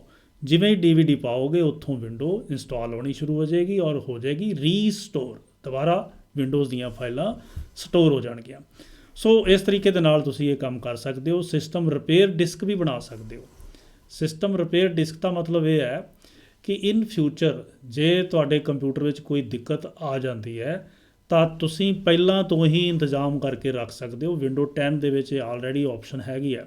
ਖਾਸ ਤੌਰ 'ਤੇ ਤੁਹਾਡੇ ਜੋ ਵਿਦਿਆਰਥੀ ਜਿਨ੍ਹਾਂ ਨੂੰ ਵਿੰਡੋ ਇੰਸਟਾਲ ਨਹੀਂ ਕਰਨੀ ਆਉਂਦੀ, ਵਾਰ-ਵਾਰ ਉਹਨਾਂ ਦਾ ਕੰਪਿਊਟਰ ਵਿਗੜ ਜਾਂਦਾ ਹੈ, ਤਾਂ ਤੁਸੀਂ ਇੱਕ DVD ਲੈ ਕੇ ਆਓ। ਇੱਕ ਤੋਂ ਜ਼ਿਆਦਾ DVD ਦੀ ਲੋੜ ਵੀ ਪੈ ਸਕਦੀ ਹੈ। DVD ਪਾਓ ਆਪਣੇ ਕੰਪਿਊਟਰ ਵਿੱਚ, create a system repair disk, ਇੱਥੇ ਕਲਿੱਕ ਕਰੋ ਅਤੇ ਤੁਹਾਡੀ DVD ਰਾਈਟ ਹੋਣੀ ਸ਼ੁਰੂ ਹੋ ਜਾਏਗੀ। 2 ਜਾਂ 3 DVD ਵੀ ਬਣ ਸਕਦੀਆਂ ਨੇ, ਡਿਪੈਂਡ ਕਰਦਾ ਹੈ ਤੁਹਾਡੇ ਕੰਪਿਊਟਰ ਦੇ ਵਿੱਚ ਸੌਫਟਵੇਅਰ ਕਿੰਨੇ ਨੇ। ਪਰ ਉਸ DVD ਜਿਹੜੀਆਂ ਤੁਸੀਂ ਬਣਾਓਗੇ ਉਹਦਾ ਫਾਇਦਾ ਇਹ ਹੋਊਗਾ ਕਿ ਦੁਬਾਰਾ ਜਦੋਂ ਵੀ ਵਿੰਡੋ ਖਰਾਬ ਹੋਏਗੀ ਤੁਸੀਂ ਉਹ ਡਿਸਕ, ਪਹਿਲੀ ਡਿਸਕ ਪਹਿਲਾਂ ਲਗਾ ਲੈਣੀ ਹੈ ਔਰ ਜਿੰਨੇ ਸੌਫਟਵੇਅਰ ਤੁਹਾਡੇ ਬਣੇ ਹੋਣਗੇ, ਪਹਿਲਾਂ ਤੋਂ ਇੰਸਟਾਲ ਹੋਣਗੇ, ਉਹ ਸਾਰੇ ਸੌਫਟਵੇਅਰ ਐਜ਼ ਇਟ ਇਜ਼ ਤੁਹਾਨੂੰ ਮਿਲ ਜਾਣਗੇ। ਸੌਫਟਵੇਅਰ ਵੀ ਦੁਬਾਰਾ ਵਿੰਡੋ ਤੋਂ ਇਲਾਵਾ ਬਾਕੀ ਸੌਫਟਵੇਅਰ ਜਿਵੇਂ ਆਫਿਸ ਹੈ, ਅੱਖਰ ਸੌਫਟਵੇਅਰ ਹੈ, ਉਹ ਵੀ ਤੁਹਾਨੂੰ ਵਾਰ-ਵਾਰ ਇੰਸਟਾਲ ਕਰਨ ਦੀ ਲੋੜ ਨਹੀਂ ਹੈ। ਫਿਲਹਾਲ ਇਹ ਸੀਗਾ ਸਾਡੇ ਕੋਲ ਬੈਕਅਪ ਐਂਡ ਰੀਸਟੋਰ। ਇਹ ਮੋਬਾਈਲ ਦੀ ਤਰ੍ਹਾਂ ਬਹੁਤ ਹੀ ਵਧੀਆ ਸਾਡੇ ਕੋਲ ਆਪਸ਼ਨ ਹੈ। ਅੱਗੇ ਸਾਡੇ ਕੋਲ ਹੈ ਕੀਬੋਰਡ। ਕੀਬੋਰਡ ਦੇ ਵਿੱਚ ਕੁਝ ਸੈਟਿੰਗ ਅਸੀਂ ਕਰਨੀਆਂ ਹੋਣ ਤਾਂ ਕੀਬੋਰਡ ਦੇ ਵਿੱਚ ਕੀ ਸੈਟਿੰਗ ਕਰ ਸਕਦੇ ਹਾਂ। ਇੱਕ ਹੁੰਦਾ ਰਿਪੀਟ ਡਿਲੇ, ਇੱਕ ਹੁੰਦਾ ਰਿਪੀਟ ਰੇਟ। ਰਿਪੀਟ ਡਿਲੇ ਦਾ ਮਤਲਬ ਇਹ ਹੈ ਕਿ ਜਦੋਂ ਅਸੀਂ ਕੀਬੋਰਡ ਦਾ ਬਟਨ ਦਬਦੇ ਹਾਂ, ਠੀਕ ਹੈ ਜੀ, ਔਰ ਉਸ ਤੋਂ ਬਾਅਦ ਅਸੀਂ ਦੂਜਾ ਬਟਨ ਫਟਾਫਟ ਦਬ ਲੈਂਦੇ ਹਾਂ, ਪਰ ਦੂਜੇ ਬਟਨ ਦੇ ਰਾਹੀਂ ਜੋ ਕੁਝ ਵੀ ਅਸੀਂ ਪਾਉਂਦੇ ਹਾਂ ਉਹ ਪੈਂਦਾ ਨਹੀਂ ਇੰਨਾ ਛੇਤੀ, ਕੁਝ ਸਮੇਂ ਤੋਂ ਬਾਅਦ ਪੈਂਦਾ ਹੈ। ਇਹਦਾ ਮਤਲਬ ਕੁਝ ਡਿਲੇ ਲੈ ਕੇ ਪੈਂਦਾ ਹੈ। ਉਸ ਡਿਲੇ ਨੂੰ ਤੁਸੀਂ ਘੱਟ ਜਾਂ ਵੱਧ ਕਰਨਾ ਹੋਵੇ ਤਾਂ ਤੁਸੀਂ ਇਸ ਰਿਪੀਟ ਡਿਲੇ ਦੇ ਉੱਤੇ ਇਸ ਜਿਹੜਾ ਤੁਹਾਨੂੰ ਨਜ਼ਰ ਆ ਰਿਹਾ ਇਸ ਬਟਨ ਨੂੰ, ਇਹਨੂੰ ਖੱਬੇ ਸੱਜੇ ਸਰਕਾ ਕੇ ਤੁਸੀਂ ਉਹਨੂੰ ਕਰ ਸਕਦੇ ਹੋ। ਇਸ ਤਰ੍ਹਾਂ ਰਿਪੀਟ ਰੇਟ ਹੈ ਜੀ, ਕਿ ਕਿੰਨਾ ਫਟਾਫਟ ਜਲਦੀ ਤੁਸੀਂ ਇਹਨੂੰ ਰਿਪੀਟ ਕਰਨਾ ਚਾਹੁੰਦੇ ਹੋ ਉਹਦੇ ਲਈ ਹੈ। ਫਿਲਹਾਲ ਇਹਨੂੰ ਚੇਂਜ ਕਰਨ ਦੀ ਲੋੜ ਨਹੀਂ, ਜਿਹੜਾ ਕੋਈ ਇਹਦੇ ਦੇ ਉੱਤੇ ਕਰਨਾ ਚਾਹੁੰਦਾ ਕੰਮ ਕਰ ਸਕਦਾ ਹੈ, ਪਰ ਉਹਨੂੰ ਦੁਬਾਰਾ ਜਿਹੜਾ ਹੈ ਆਪਣੀ ਪੁਰਾਣੀ ਸਥਿਤੀ ਦੇ ਉੱਤੇ ਵੀ ਤੁਸੀਂ ਲਿਆ ਸਕਦੇ ਹੋ। ਇੱਕ ਸਾਡੇ ਕੋਲ ਲਾਸਟ ਹੈ ਕਰਸਰ ਬਲਿੰਕ ਰੇਟ। ਜਿਹੜਾ ਕਰਸਰ ਜਿਵੇਂ ਮੈਂ ਕਿਤੇ ਵੀ ਕਲਿੱਕ ਕਰਦਾ ਤਾਂ ਇਸ ਤਰ੍ਹਾਂ ਬਲਿੰਕ ਕਰਦਾ ਹੈ ਨਾ ਕਰਸਰ, ਜਿਵੇਂ ਇੱਥੇ ਤੁਸੀਂ ਦੇਖ ਰਹੇ ਹੋ। ਇਸ ਬਲਿੰਕ ਦਾ ਰੇਟ ਜਿਹੜਾ ਹੈ ਤੁਹਾਨੂੰ ਲੱਗੇ ਕਿ ਇਹ ਜਿਹੜਾ ਜਗਮਗ ਕਰ ਰਿਹਾ ਹੈ ਕਰਸਰ, ਜਿਹੜਾ ਬਲਿੰਕ ਕਰ ਰਿਹਾ ਹੈ, ਇਹ ਹੌਲੀ ਹੌਲੀ ਕਰ ਰਿਹਾ। ਤੁਸੀਂ ਇਹਨੂੰ ਫਾਸਟ ਕਰਨਾ ਹੈ ਅਤੇ ਇਹਨੂੰ ਸਰਕਾ ਕੇ ਸੱਜੇ ਲੈ ਜਾਓ। ਦੇਖੋ ਹੁਣ ਫਟਾਫਟ ਕਰ ਰਿਹਾ। ਹੋਰ ਸੱਜੇ ਲੈ ਜਾਓ, ਹੋਰ ਤੇਜ਼ ਹੋ ਗਿਆ ਬਲਿੰਕ ਰੇਟ। ਤਾਂ ਇਹ ਤੁਹਾਡੇ 'ਤੇ ਡਿਪੈਂਡ ਹੈ ਕਿ ਤੁਸੀਂ ਬਲਿੰਕ ਰੇਟ ਵੀ ਉਹਦਾ ਚੇਂਜ ਕਰ ਸਕਦੇ ਹੋ। ਅਪਲਾਈ ਕੀਤਾ, ਓਕੇ ਕੀਤਾ। ਸੋ ਜ਼ਿਆਦਾ ਇਸ ਆਪਸ਼ਨ ਦੀ ਸਾਨੂੰ ਲੋੜ ਨਹੀਂ ਪੈਂਦੀ ਕੀਬੋਰਡ ਵਾਲੇ ਦੀ। ਜਿਹੜੀ ਪਾਵਰ ਆਪਸ਼ਨ ਹੈ ਇਹ ਆਮ ਤੌਰ 'ਤੇ ਲੋੜ ਪੈਂਦੀ ਹੈ ਲੈਪਟਾਪ ਵਾਲਿਆਂ ਨੂੰ। ਕੰਪਿਊਟਰ ਦੇ ਵਿੱਚ ਪਾਵਰ ਆਪਸ਼ਨ ਦੀ ਜ਼ਰੂਰਤ ਘੱਟ ਹੀ ਪੈਂਦੀ ਹੈ। ਪਾਵਰ ਆਪਸ਼ਨ ਦੇ ਉੱਤੇ ਕਲਿੱਕ ਕਰਕੇ ਕੀ ਕੁਛ ਕਰ ਸਕਦੇ ਹੋ ਆਪਾਂ ਦੇਖਦੇ ਹਾਂ। ਇਹਦੇ ਵਿੱਚ ਜਾ ਕੇ ਤੁਸੀਂ ਪ੍ਰੈਫਰਡ ਪਲਾਨ ਦੇ ਉੱਤੇ ਜਦੋਂ ਆ ਜਾਓਗੇ ਤਾਂ ਪ੍ਰੈਫਰਡ ਪਲਾਨ ਦੇ ਵਿੱਚ ਥੱਲੇ ਪਾਸੇ ਤੁਹਾਡੇ ਕਿ ਬੈਲੈਂਸਡ ਰਿਕਮੈਂਡਡ, ਇਹਦੇ ਬਾਰੇ ਤੁਸੀਂ ਥੋੜ੍ਹਾ ਜਿਹਾ ਸਮਝ ਲਓ ਕਿ ਪਾਵਰ ਆਪਸ਼ਨ ਦੇ ਵਿੱਚ ਜਾ ਕੇ ਅਸੀਂ ਉਹਨਾਂ ਚੀਜ਼ਾਂ ਦੀ ਸੈਟਿੰਗ ਕਰਨੀ ਹੈ ਜਿਹੜੀ ਬੈਟਰੀ ਦੇ ਨਾਲ ਸੰਬੰਧਿਤ ਨੇ। ਫਾਰ ਐਗਜ਼ਾਮਪਲ ਜੇ ਤੁਸੀਂ ਕੰਪਿਊਟਰ ਲੈਪਟਾਪ ਨੂੰ ਨਹੀਂ ਚਲਾ ਰਹੇ, ਲੈਪਟਾਪ ਚੱਲਦਾ ਛੱਡ ਗਿਆ, ਉਸ ਤੋਂ ਬਾਅਦ ਯੂਜ਼ ਨਹੀਂ ਕਰ ਰਿਹਾ, ਤਾਂ ਕਿੰਨੀ ਦੇਰ ਬਾਅਦ ਮੋਨੀਟਰ ਦੀ ਸਕਰੀਨ ਜਿਹੜੀ ਹੈ ਉਹ ਬੰਦ ਹੋ ਜਾਵੇ ਔਰ ਤੁਹਾਡਾ ਸਿਸਟਮ ਸਲੀਪ ਮੋਡ ਦੇ ਵਿੱਚ ਆ ਜਾਵੇ ਤਾਂ ਜੋ ਬੈਟਰੀ ਦੀ ਖਪਤ ਨਾ ਹੋਵੇ। ਸੋ ਉਸ ਚੀਜ਼ ਦੀ ਸੈਟਿੰਗ ਅਸੀਂ ਇੱਥੇ ਕਰ ਸਕਦੇ ਹਾਂ। ਇੱਥੇ ਚੇਂਜ ਪਲਾਨ ਸੈਟਿੰਗ ਦੇ ਉੱਤੇ ਤੁਸੀਂ ਚੱਲ ਜਾਣਾ ਬੈਲੈਂਸ ਦੇ ਸਾਹਮਣੇ, ਔਰ ਇੱਥੇ ਜਾ ਕੇ ਤੁਸੀਂ ਇਹ ਦੋ ਚੀਜ਼ਾਂ ਤੁਹਾਨੂੰ ਨਜ਼ਰ ਆ ਰਹੀਆਂ, ਟਰਨ ਆਫ ਡਿਸਪਲੇ। ਤੁਸੀਂ ਕੰਮ ਜਦੋਂ ਨਹੀਂ ਕਰ ਰਹੇ ਤਾਂ ਤੁਹਾਡਾ ਕੰਪਿਊਟਰ ਆਪਣੇ ਆਪ ਬੰਦ ਹੋ ਜਾਵੇ। ਕਿੰਨੇ ਮਿੰਟਾਂ ਬਾਅਦ ਬੰਦ ਹੋਵੇ? 10 ਮਿੰਟ ਬਾਏ ਡਿਫਾਲਟ ਦਿੱਤਾ ਹੋਇਆ। ਇਹ ਟਾਈਮ ਤੁਸੀਂ ਘਟਾ ਵਧਾ ਵੀ ਸਕਦੇ ਹੋ। ਇਸੇ ਤਰ੍ਹਾਂ ਪੁੱਟ ਦਾ ਕੰਪਿਊਟਰ ਟੂ ਸਲੀਪ। ਤੁਸੀਂ ਕਹਿੰਦੇ ਹੋ ਕਿ ਜਿਹੜਾ ਡਿਸਪਲੇ ਤਾਂ ਟਰਨ ਆਫ ਹੋ ਗਿਆ, ਕੰਪਿਊਟਰ ਨਹੀਂ ਬੰਦ ਹੋਇਆ, ਕੰਪਿਊਟਰ ਚੱਲ ਰਿਹਾ ਹੈ। ਜਿਹੜਾ ਸਾਡੇ ਕੋਲ ਲੈਪਟਾਪ ਹੈ ਉਹਦਾ CPU ਚੱਲ ਰਿਹਾ, ਪਰ ਡਿਸਪਲੇ ਜਿਹੜਾ ਹੈ ਉਹ ਟਰਨ ਆਫ ਹੋ ਗਿਆ 10 ਮਿੰਟ ਬਾਅਦ। ਅਤੇ ਅੱਧੇ ਘੰਟੇ ਬਾਅਦ ਕੀ ਹੋਏਗਾ, ਸਾਡਾ ਕੰਪਿਊਟਰ ਵੀ ਸਲੀਪ ਦੇ ਉੱਤੇ ਚੱਲ ਜਾਊਗਾ, ਮਤਲਬ ਜਿਹੜਾ ਪ੍ਰੋਸੈਸਰ ਕੰਮ ਕਰ ਰਿਹਾ ਸੀ ਉਹ ਵੀ ਕੰਮ ਕਰਨੋਂ ਬੰਦ ਹੋ ਗਿਆ। ਇਹ ਆਲਰੇਡੀ ਸੈਟਿੰਗ ਕੀਤੀਆਂ ਹੋਈਆਂ ਨੇ, ਤੁਸੀਂ ਇਹਨੂੰ ਚੇਂਜ ਕਰਨਾ ਚਾਹੁੰਦੇ ਹੋ ਤਾਂ ਇੱਥੇ ਜਾ ਕੇ ਇਹਨਾਂ ਦਾ ਟਾਈਮ ਚੇਂਜ ਕਰ ਸਕਦੇ ਹੋ। ਸੋ ਮੈਂ ਇਹਨੂੰ ਕਰਨਾ ਫਿਲਹਾਲ ਕੈਂਸਲ। ਸੋ ਇੱਥੇ ਆਪਾਂ ਦੇਖਿਆ ਕਿ ਕਿਸ ਤਰ੍ਹਾਂ ਪਾਵਰ ਆਪਸ਼ਨ ਦੇ ਵਿੱਚ ਆਪਾਂ ਇਹਦੀਆਂ ਸੈਟਿੰਗਸ ਕਰ ਸਕਦੇ ਸੀਗੇ। ਔਰ ਹੋਰ ਵੀ ਇਹਦੇ 'ਚ ਬਹੁਤ ਕੁਛ ਹੈ ਕਿ ਤੁਸੀਂ ਕੰਟਰਾਸਟ, ਬਰਾਈਟਨੈਸ, ਉਹ ਚੀਜ਼ਾਂ ਦੇ ਉੱਤੇ ਵੀ ਕੰਟਰੋਲ ਕਰ ਸਕਦੇ ਹੋ, ਕਿਉਂਕਿ ਉਹਦੇ ਨਾਲ ਵੀ ਬੈਟਰੀ ਦੀ ਖਪਤ ਦੇ ਉੱਤੇ ਫਰਕ ਪੈਂਦਾ। ਜੇ ਬਰਾਈਟ ਕੰਟਰਾਸਟ ਤੁਸੀਂ ਘਟਾ ਦਿਓਗੇ ਤਾਂ ਬੈਟਰੀ ਘੱਟ ਖਪਤ ਹੋਏਗੀ। ਫਿਲਹਾਲ ਚੱਲਦੇ ਹਾਂ ਵਾਪਸ। ਪਾਵਰ ਆਪਸ਼ਨ ਤੋਂ ਬਾਅਦ ਸਾਡੇ ਕੋਲੇ ਅਗਲੀ ਆਪਸ਼ਨ ਜਿਹੜੀ ਕੰਮ ਦੀ, ਇੱਕ ਦੋ ਆਪਸ਼ਨ ਹੋਰ ਦੱਸਾਂਗਾ, ਜ਼ਿਆਦਾ ਨਹੀਂ। ਅਗਲੀ ਆਪਸ਼ਨ ਹੈ ਸਾਡੇ ਕੋਲ ਪ੍ਰੋਗਰਾਮ ਐਂਡ ਫੀਚਰਸ। ਜੇ ਤੁਸੀਂ ਆਪਣੇ ਕੰਪਿਊਟਰ ਦੇ ਵਿੱਚ ਕਈ ਫਾਲਤੂ ਸੌਫਟਵੇਅਰ ਇੰਸਟਾਲ ਕਰ ਬੈਠੇ ਹੋ, ਉਹਨਾਂ ਸੌਫਟਵੇਅਰਾਂ ਦੀ ਹੁਣ ਤੁਹਾਨੂੰ ਜ਼ਰੂਰਤ ਨਹੀਂ ਹੈ, ਤਾਂ ਉਹਨੂੰ ਜੇ ਤੁਸੀਂ ਡਿਲੀਟ ਕਰਨਾ ਹੋਵੇ ਤਾਂ ਤੁਸੀਂ ਜਾਓਗੇ ਪ੍ਰੋਗਰਾਮ ਐਂਡ ਫੀਚਰਸ ਦੇ ਉੱਤੇ, ਤੁਸੀਂ ਇੱਥੇ ਕਲਿੱਕ ਕਰੋਗੇ। ਜਿੰਨੇ ਵੀ ਸੌਫਟਵੇਅਰ ਤੁਹਾਡੇ ਕੰਪਿਊਟਰ ਦੇ ਵਿੱਚ ਇੰਸਟਾਲ ਨੇ ਉਹਨਾਂ ਸਾਰਿਆਂ ਦੀ ਲਿਸਟ ਇੱਥੇ ਤੁਹਾਡੇ ਕੋਲ ਨਜ਼ਰ ਆਏਗੀ, ਸਾਰਿਆਂ ਦੀ ਲਿਸਟ ਅਲਫਾਬੈਟਿਕਲੀ, ਦੇਖੋ Z ਤੱਕ, A ਤੋਂ ਲੈ ਕੇ ਉੱਪਰ। ਸੋ ਇਸ ਲਿਸਟ ਦੇ ਵਿੱਚੋਂ ਤੁਸੀਂ ਉਸ ਪ੍ਰੋਗਰਾਮ ਨੂੰ ਸਿਲੈਕਟ ਕਰਨਾ ਹੈ ਜਿਹੜਾ ਪ੍ਰੋਗਰਾਮ ਤੁਸੀਂ ਡਿਲੀਟ ਮਾਰਨਾ ਹੈ, ਯਾਨੀ ਕਿ ਅਨਇੰਸਟਾਲ ਕਰਨਾ ਹੈ। For example Ask toolbar ਹੈ, ਤਾਂ ਮੈਂ ਚਾਹੁੰਦਾ ਕਿ ਮੈਨੂੰ ਇਹਦੀ ਲੋੜ ਨਹੀਂ, ਤਾਂ ਮੈਂ ਇਹਦੇ 'ਤੇ ਕਲਿੱਕ ਕਰਾਂਗਾ। ਜੇ ਰਾਈਟ ਕਲਿੱਕ ਕਰਾਂਗਾ ਤਾਂ ਇੱਥੇ ਮੇਰੇ ਕੋਲ ਆਪਸ਼ਨ ਆ ਜਾਏਗੀ ਅਨਇੰਸਟਾਲ ਦੀ। ਜੇ ਮੈਂ ਕਲਿੱਕ ਕਰਦਾ ਤਾਂ ਉਤਲੇ ਅਨਇੰਸਟਾਲ ਵਾਲੇ ਬਟਨ ਦੇ ਉੱਤੇ ਮੈਨੂੰ ਕਲਿੱਕ ਕਰਨਾ ਪਏਗਾ। ਜਿਵੇਂ ਵੀ ਅਨਇੰਸਟਾਲ ਦੇ ਉੱਤੇ ਕਲਿੱਕ ਕਰਾਂਗਾ, ਸਾਡੇ ਕੋਲ ਇਹ ਪੁੱਛੇਗਾ ਪੁਸ਼ਟੀ ਕਰਨ ਦੇ ਲਈ ਕਿ ਤੁਸੀਂ ਵਾਕਿਆ ਹੀ ਜਿਹੜਾ ਸਾਡੇ ਕੋਲ ਆਸਕ ਟੂਲ ਬਾਰ ਹੈ ਇਹਨੂੰ ਤੁਸੀਂ ਡਿਲੀਟ ਕਰਨਾ ਚਾਹੁੰਦੇ ਹੋ। ਮੈਂ ਕਰਨਾ ਯੈਸ, ਔਰ ਫਿਰ ਓਕੇ ਕਰ ਦਿੱਤਾ। ਇੱਥੇ ਉਹ ਦੱਸ ਰਿਹਾ ਹੈ ਕਿ ਇਹ ਜਿਹੜਾ ਫੀਚਰ ਹੈ ਇਹ ਤੁਹਾਡੇ ਬਰਾਊਜ਼ਰ ਦਾ ਇੰਟਰਨਲ ਫੀਚਰ ਹੈ, ਉਸ ਕਰਕੇ ਕਹਿੰਦਾ ਕਿ ਆਸਕ ਟੂਲ ਬਾਰ ਜਿਹੜੀ ਹੈ ਉਹ ਡਿਲੀਟ ਨਹੀਂ ਹੋ ਸਕਦੀ। ਫਿਲਹਾਲ ਇਹ ਤਾਂ ਤੁਹਾਨੂੰ ਦੱਸਣ ਲਈ ਮੈਂ ਕਰ ਰਿਹਾ ਸੀਗਾ। ਤਾਂ ਤੁਹਾਡੇ ਕੋਲ ਕੋਈ ਲੱਗਦਾ ਹੈ ਕਿ ਵਾਕਿਆ ਹੀ ਕੋਈ ਫਾਲਤੂ ਦਾ ਸੌਫਟਵੇਅਰ ਹੈ ਤਾਂ ਉਹਨੂੰ ਇੱਥੋਂ ਸਿਲੈਕਟ ਕਰਕੇ ਤੁਸੀਂ ਡਿਲੀਟ ਕਰ ਸਕਦੇ ਹੋ। ਕਿਹੜੇ ਸੌਫਟਵੇਅਰਾਂ ਨੂੰ ਕਦੇ ਵੀ ਡਿਲੀਟ ਨਹੀਂ ਕਰਨਾ ਚਾਹੀਦਾ, ਨੋਟ ਕਰ ਲਓ। ਇੱਕ ਤਾਂ ਜਿਹੜੇ ਮਾਈਕਰੋਸੌਫਟ ਤੋਂ ਸ਼ੁਰੂ ਹੋਣ ਵਾਲੇ ਜਿੰਨੇ ਵੀ ਸੌਫਟਵੇਅਰ ਨੇ, ਜਿਵੇਂ ਦੇਖੋ ਮਾਈਕਰੋਸੌਫਟ ਵਿਜ਼ੂਅਲ ਸਟੂਡੀਓ, C++, ਇਹ ਸਾਰੇ ਮਾਈਕਰੋਸੌਫਟ ਵਾਲੇ ਨੇ, ਇਹਨਾਂ ਨੂੰ ਕਦੇ ਵੀ ਡਿਲੀਟ ਨਹੀਂ ਕਰਨਾ। ਦੂਸਰਾ ਨੰਬਰ, ਜਿਹੜੀ ਕੰਪਨੀ ਦਾ ਤੁਹਾਡੇ ਕੰਪਿਊਟਰ ਦੇ ਵਿੱਚ ਮਦਰਬੋਰਡ ਪਾਇਆ ਹੋਇਆ ਹੈ ਉਸ ਨਾਮ ਵਾਲੇ ਸੌਫਟਵੇਅਰ ਵੀ ਕਦੇ ਵੀ ਡਿਲੀਟ ਨਹੀਂ ਕਰਨੇ। ਜਿਵੇਂ NVIDIA ਦਾ ਮੇਰੇ ਕੋਲ ਜਿਹੜਾ ਬੋਰਡ ਲੱਗਿਆ ਹੋਇਆ ਹੈ ਤਾਂ ਗ੍ਰਾਫਿਕਸ ਵੀ ਉਸੇ ਕੰਪਨੀ ਦਾ ਹੈ, ਇਹਨਾਂ ਨੂੰ ਵੀ ਮੈਂ ਡਿਲੀਟ ਕਦੇ ਵੀ ਨਹੀਂ ਕਰਨਾ। ਤੀਜਾ ਹੈ ਕਿ ਜਿਸ ਕੰਪਨੀ ਦਾ ਮੋਨੀਟਰ ਹੈ ਜਾਂ ਜਿਹੜੀ ਕੰਪਨੀ ਦਾ ਤੁਹਾਡਾ ਲੈਪਟਾਪ ਹੈ ਉਸ ਨਾਮ ਵਾਲਾ, ਜਿਵੇਂ ਤੋਸ਼ੀਬਾ ਦਾ ਲੈਪਟਾਪ ਹੈ ਤਾਂ ਤੋਸ਼ੀਬਾ ਦੇ ਨਾਮ ਵਾਲਾ ਕੋਈ ਸੌਫਟਵੇਅਰ ਡਿਲੀਟ ਨਹੀਂ ਕਰਨਾ। HP ਦਾ ਤਾਂ HP ਦੇ ਨਾਮ ਵਾਲਾ ਕੋਈ ਸੌਫਟਵੇਅਰ ਡਿਲੀਟ ਨਹੀਂ ਕਰਨਾ। ਪਹਿਲਾਂ ਡਿਲੀਟ ਕਰਨ ਤੋਂ ਪਹਿਲਾਂ ਤਸੱਲੀ ਕਰ ਲੈਣੀ ਕਿ ਵਾਕਿਆ ਹੀ ਇਹ ਸੌਫਟਵੇਅਰ ਹੈ ਜਿਹੜਾ ਮੈਂ ਡਿਲੀਟ ਕਰਨਾ ਚਾਹੁੰਦਾ। ਸੋ ਇੱਥੇ ਕਦੇ ਵੀ ਗਲਤੀ ਨਹੀਂ ਕਰਨਾ। ਜਦੋਂ ਵੀ ਡਿਲੀਟ ਕਰਨਾ ਹੈ ਤਾਂ ਤੁਸੀਂ ਇਸ ਆਪਸ਼ਨ ਦੇ ਉੱਤੇ ਪ੍ਰੋਗਰਾਮ ਐਂਡ ਫੀਚਰ ਦੇ ਉੱਤੇ ਜਾਣਾ ਹੈ, ਔਰ ਇਹ ਸਮੇਂ ਦੇ ਉੱਤੇ ਜਾਣਾ ਵੀ ਚਾਹੀਦਾ ਹੈ, ਕਿਉਂਕਿ ਫਾਲਤੂ ਦੇ ਸੌਫਟਵੇਅਰ ਜਿਹੜੇ ਨੇ ਸਾਡੇ ਕੰਪਿਊਟਰ ਦੀ ਰਫ਼ਤਾਰ ਨੂੰ ਧੀਮਾ ਕਰਦੇ ਨੇ ਔਰ ਸਾਡੇ ਕੰਪਿਊਟਰ ਦੇ ਵਿੱਚ ਕਈ ਤਰ੍ਹਾਂ ਦੀਆਂ ਪ੍ਰੋਬਲਮ ਵੀ ਕਰ ਸਕਦੇ ਨੇ। ਕੋਸ਼ਿਸ਼ ਕਰੋ ਕਿ ਇਹ ਆਦਤ ਛੱਡ ਦਿਓ ਕਿ ਫਾਲਤੂ ਸੌਫਟਵੇਅਰ ਬਿਨਾਂ ਮਤਲਬ ਤੋਂ, ਸਾਨੂੰ ਲੋੜ ਵੀ ਨਹੀਂ ਤਾਂ ਵੀ ਤੁਸੀਂ ਜੇ ਇੰਸਟਾਲ ਕਰਦੇ ਹੋ ਤਾਂ ਇਹ ਤੁਹਾਡੇ ਲਈ ਮਹਿੰਗਾ ਸੌਦਾ ਹੋ ਸਕਦਾ ਹੈ। ਅੱਗੇ ਲਾਸਟ ਇੱਕੋ ਹੀ ਆਪਸ਼ਨ ਜਿਹੜੀ ਹੈ ਮੇਰੇ ਕੋਲ ਹੈ ਜੀ, ਦੋ ਆਪਸ਼ਨ ਨੇ, ਮਾਊਸ ਅਤੇ ਫੌਂਟ।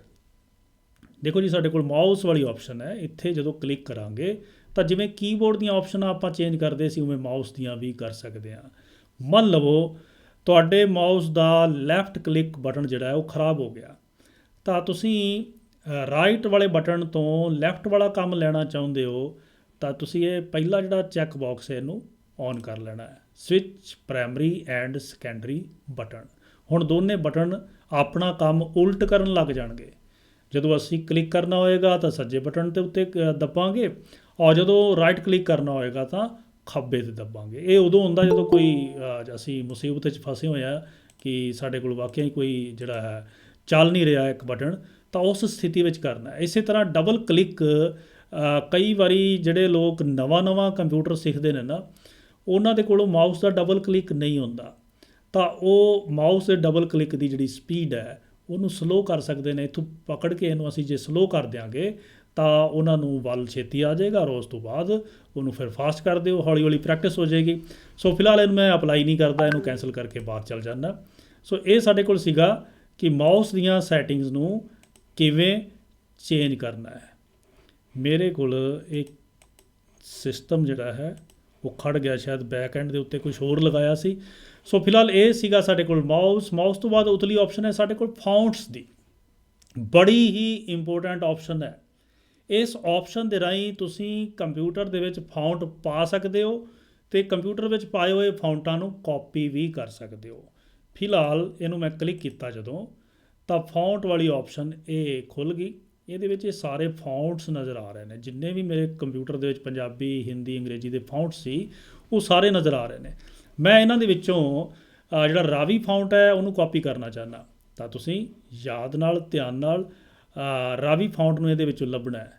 ਲੱਭਣ ਦਾ ਇੱਕ ਤਰੀਕਾ ਹੋਰ ਹੈ ਕਿ ਕਿਸੇ ਇੱਕ ਫਾਉਂਟ 'ਤੇ ਕਲਿੱਕ ਕਰੋ, ਉਸ ਤੋਂ ਬਾਅਦ ਕੀ ਕਰੋ, ਆਰ ਟਾਈਪ ਕਰੋ ਆਪਣੇ ਕੰਪਿਊਟਰ ਤੋਂ, ਆਰ ਤੋਂ ਆਰ ਵਾਲੇ ਸਾਰੇ ਫਾਉਂਟ ਦਿਖਾਣੇ ਸ਼ੁਰੂ ਕਰ ਦੇਗਾ। ਦੇਖੋ ਇਹ ਰਾਵੀ ਫਾਉਂਟ ਉਹਨੇ ਦਿਖਾ ਦਿੱਤਾ ਆਰ ਦੇ ਨਾਲ।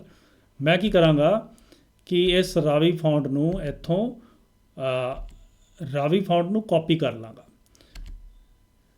ਰਾਵੀ ਫਾਉਂਟ ਨੂੰ ਇੱਥੋਂ ਕਾਪੀ ਕਰਨ ਦੇ ਲਈ ਰਾਈਟ ਕਲਿੱਕ ਕੀਤਾ, ਕਾਪੀ ਆਪਸ਼ਨ ਲਈ, ਔਰ ਪੈਨ ਡਰਾਈਵ ਦੇ ਵਿੱਚ ਜਾ ਕੇ ਪੇਸਟ ਕਰ ਦਾਂਗਾ। ਤਾਂ ਦੂਜੇ ਕੰਪਿਊਟਰ ਦੇ ਵਿੱਚ ਜੇ ਮੇਰੇ ਕੋਲ ਰਾਵੀ ਨਹੀਂ ਹੈ ਤਾਂ ਉੱਥੇ ਜਾ ਕੇ ਮੈਂ ਉਹਨੂੰ ਇੰਸਟਾਲ ਕਰ ਲਾਂਗਾ। ਦੇਖੋ ਮੈਂ ਡੈਸਕਟਾਪ ਦੇ ਉੱਤੇ ਜਾ ਕੇ ਇਹਨੂੰ ਪੇਸਟ ਕਰ ਰਿਹਾ, ਕਾਪੀ ਕਰ ਲਿਆ ਸੀਗਾ ਮੈਂ।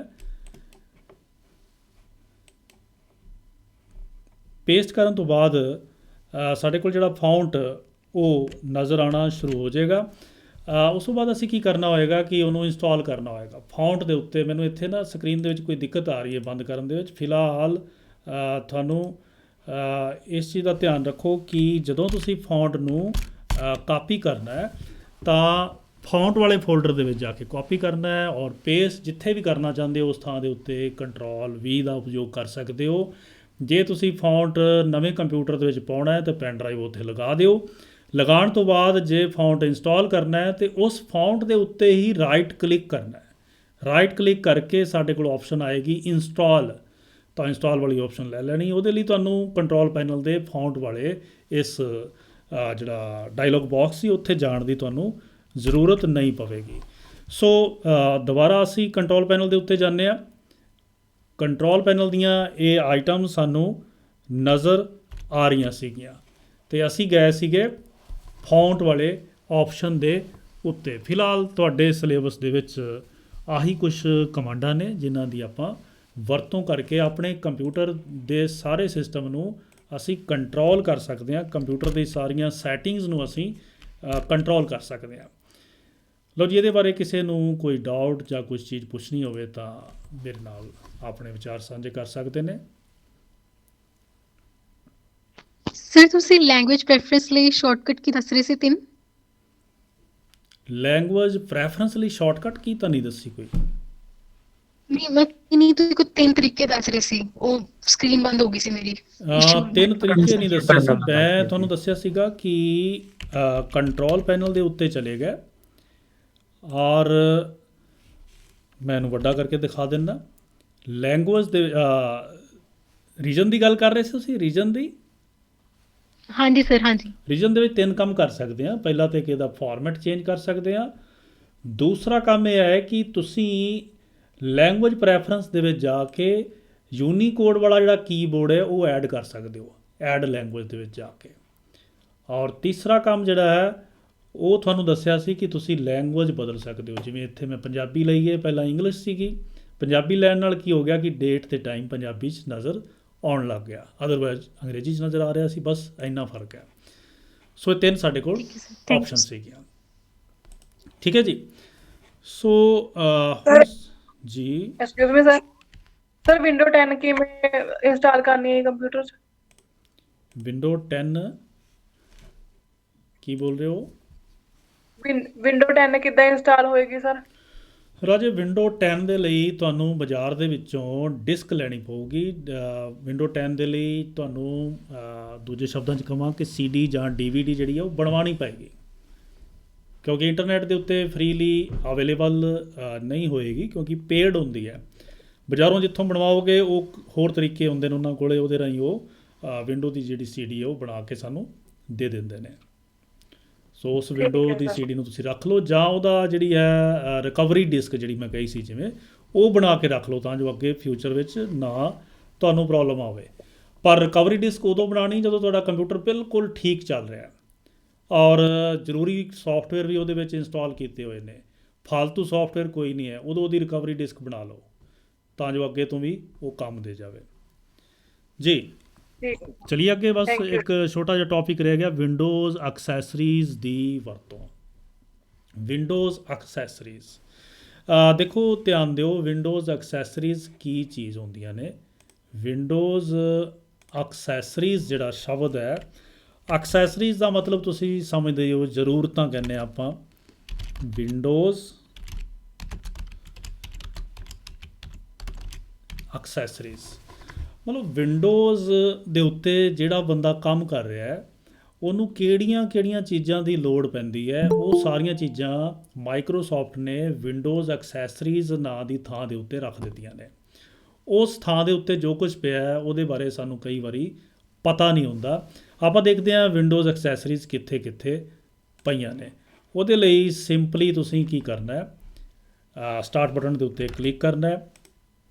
ਸਟਾਰਟ ਬਟਨ ਦੇ ਉੱਤੇ ਕਲਿੱਕ ਜਿਵੇਂ ਹੀ ਕਰੋਗੇ, ਉੱਪਰੋਂ ਸ਼ੁਰੂ ਕਰਦੇ ਹਾਂ ਅਸੀਂ। ਟੌਪ ਦੇ ਉੱਤੇ ਤਾਂ ਰੀਸੈਂਟ ਐਡਿਡ ਪ੍ਰੋਗਰਾਮ ਨੇ, ਮਤਲਬ ਕੋਈ ਸੌਫਟਵੇਅਰ ਤੁਸੀਂ ਇੰਸਟਾਲ ਕਰਦੇ ਹੋ ਤਾਂ ਤੁਹਾਨੂੰ ਵਿੱਚ ਜਾ ਕੇ ਲੱਭਣ ਦੀ ਲੋੜ ਨਹੀਂ, ਜਿਹੜੇ ਹੁਣੇ ਇੰਸਟਾਲ ਕੀਤੇ ਹੋਏ ਪ੍ਰੋਗਰਾਮ ਤੁਹਾਨੂੰ ਇੱਥੇ ਉੱਪਰ ਮਿਲਣਗੇ। ਇਹ 3 ਸੌਫਟਵੇਅਰ ਮੈਂ ਪਿਛਲੇ ਕੁਝ ਦਿਨਾਂ 'ਚ ਇੰਸਟਾਲ ਕੀਤੇ ਨੇ ਤਾਂ ਇੱਥੇ ਨਜ਼ਰ ਆ ਰਹੇ ਨੇ। ਅੱਗੇ ਸਾਡੇ ਕੋਲੇ A ਵਾਲੇ ਸਾਰੇ ਸੌਫਟਵੇਅਰ ਆ ਗਏ। A ਦੇ ਵਿੱਚ ਹੀ ਸਾਨੂੰ ਹੋ ਸਕਦਾ ਐਕਸੈਸਰੀਜ਼ ਵੀ ਮਿਲ ਜਾਣ, ਨਹੀਂ ਮਿਲੀਆਂ ਇਹਦਾ ਮਤਲਬ ਵਿੰਡੋਜ਼ ਐਕਸੈਸਰੀ ਦੇ ਨਾਮ ਨਾਲ W 'ਤੇ ਮਿਲਣਗੀਆਂ। ਅਸੀਂ W 'ਤੇ ਪਹੁੰਚ ਜਾਂਦੇ ਹਾਂ, MNOPQRST ਆ ਗਿਆ VW। ਇੱਥੇ ਤੁਸੀਂ ਦੇਖੋ ਵੈਦਰ ਦੇ ਹੇਠਲੇ ਪਾਸੇ ਵਿੰਡੋਜ਼ ਐਕਸੈਸਰੀਜ਼ ਨਜ਼ਰ ਆ ਰਹੀਆਂ ਨੇ। ਕਲਿੱਕ ਕੀਤਾ, ਤੁਸੀਂ ਹੈਰਾਨ ਹੋ ਜਾਓਗੇ ਕਿ ਵਿੰਡੋਜ਼ ਐਕਸੈਸਰੀ ਦੇ ਵਿੱਚ ਇੰਨੀਆਂ ਸਾਰੀਆਂ ਚੀਜ਼ਾਂ ਪਈਆਂ ਨੇ ਜਿਨ੍ਹਾਂ ਦੀ ਅਸੀਂ ਕਦੇ ਵਰਤੋਂ ਨਹੀਂ ਕਰਦੇ। ਦੇਖੋ ਪਹਿਲੀ ਚੀਜ਼ ਹੈ ਵਿੰਡੋਜ਼ ਐਕਸੈਸਰੀਜ਼ ਦੇ ਵਿੱਚ ਕਰੈਕਟਰ ਮੈਪ। ਕਰੈਕਟਰ ਮੈਪ ਕੀ ਚੀਜ਼ ਹੈ ਪਤਾ ਹੋਣਾ ਚਾਹੀਦਾ ਹੈ ਕਿ ਜਦੋਂ ਅਸੀਂ ਟਾਈਪ ਕਰ ਰਹੇ ਹਾਂ, ਟਾਈਪ ਦੇ ਵਿੱਚ ਸਾਡੀ ਇਹ ਕਰੈਕਟਰ ਮੈਪ ਮਦਦ ਕਰਦਾ ਹੈ। ਜਦੋਂ ਟਾਈਪ ਕਰ ਰਹੇ ਹਾਂ ਤਾਂ ਤੁਸੀਂ ਕੋਈ ਅੱਖਰ ਭੁੱਲ ਗਏ ਕਿ ਕਿਹੜੇ ਬਟਨ ਤੋਂ ਪੈਣਾ, ਉਹ ਕਰੈਕਟਰ ਮੈਪ ਦੇ ਵਿੱਚੋਂ ਵੀ ਜਾ ਕੇ ਤੁਸੀਂ ਦੇਖ ਸਕਦੇ ਹੋ। ਫਿਲਹਾਲ ਮੈਂ ਇੱਥੇ ਕਲਿੱਕ ਕਰਦਾ ਕਰੈਕਟਰ ਮੈਪ ਦੇ ਉੱਤੇ, ਕਰੈਕਟਰ ਮੈਪ ਖੁੱਲ੍ਹ ਕੇ ਸਾਡੇ ਸਾਹਮਣੇ ਇਹ ਆ ਗਿਆ। ਤੁਸੀਂ ਕਰੈਕਟਰ ਮੈਪ ਕਿਹੜੇ ਫਾਉਂਟ ਦਾ ਦੇਖਣਾ ਹੈ, ਰਾਵੀ ਦਾ ਦੇਖਣਾ ਹੈ, ਤੇ ਇੱਥੇ ਰਾਵੀ ਸਿਲੈਕਟ ਕੀਤਾ ਔਰ ਦੇਖੋ ਉਤਲੇ ਪਾਸੇ ਰਾਵੀ ਦੇ ਵਿੱਚ ਅੰਗਰੇਜ਼ੀ ਦੇ ਅੱਖਰ ਨੇ। ਜਿਵੇਂ ਹੀ ਸਕਰੋਲ ਕਰਕੇ ਥੱਲੇ ਲੈ ਜਾਵਾਂਗਾ ਤਾਂ ਇਹ ਪੰਜਾਬੀ ਦੇ ਅੱਖਰ ਸਾਨੂੰ ਨਜ਼ਰ ਆਉਣ ਲੱਗ ਜਾਣਗੇ। ਜੇ ਮੈਂ ਸੱਸੇ ਦੇ ਉੱਤੇ ਕਲਿੱਕ ਕਰਦਾ ਤੇ ਸੱਸਾ ਸਿਲੈਕਟ ਹੋ ਗਿਆ ਔਰ ਕਰੈਕਟਰ ਮੈਪ ਨੇ ਯੂਨੀਕੋਡ ਵੈਲਿਊ ਵੀ ਦੱਸ ਦਿੱਤੀ। ਸੱਸੇ ਦੀ ਯੂਨੀਕੋਡ ਵੈਲਿਊ ਹੈ 0A38, ਇਹ ਸੱਸੇ ਦੀ ਯੂਨੀਕੋਡ ਵੈਲਿਊ ਹੈ। ਤਾਂ ਇਹਨੂੰ ਤੁਸੀਂ ਇੱਥੋਂ ਕਾਪੀ ਵੀ ਕਰ ਸਕਦੇ ਹੋ, ਕਾਪੀ ਕਰਕੇ ਇਹਨੂੰ ਪੇਸਟ ਵੀ ਕਰ ਸਕਦੇ ਹੋ ਆਪਣੀ ਵਰਡ ਦੀ ਸਕਰੀਨ ਦੇ ਵਿੱਚ। ਇਹ ਸੀਗਾ ਐਕਸੈਸਰੀਜ਼ ਦਾ ਪਹਿਲਾ ਪਾਰਟ ਜਿਹਨੂੰ ਅਸੀਂ ਕਿਹਾ ਕਰੈਕਟਰ ਮੈਪ। ਇਸੇ ਤਰ੍ਹਾਂ ਸੈਕਿੰਡ ਪਾਰਟ ਜਿਹੜਾ ਵਿੰਡੋਜ਼ ਐਕਸੈਸਰੀ ਦਾ ਹੈ ਉਹ ਸਾਡੇ ਕੋਲ ਹੈ ਜੀ ਇੰਟਰਨੈਟ ਐਕਸਪਲੋਰਰ, ਜਿਹੜਾ ਕਿ ਇੱਕ ਵੈਬ ਬਰਾਊਜ਼ਰ ਹੈ।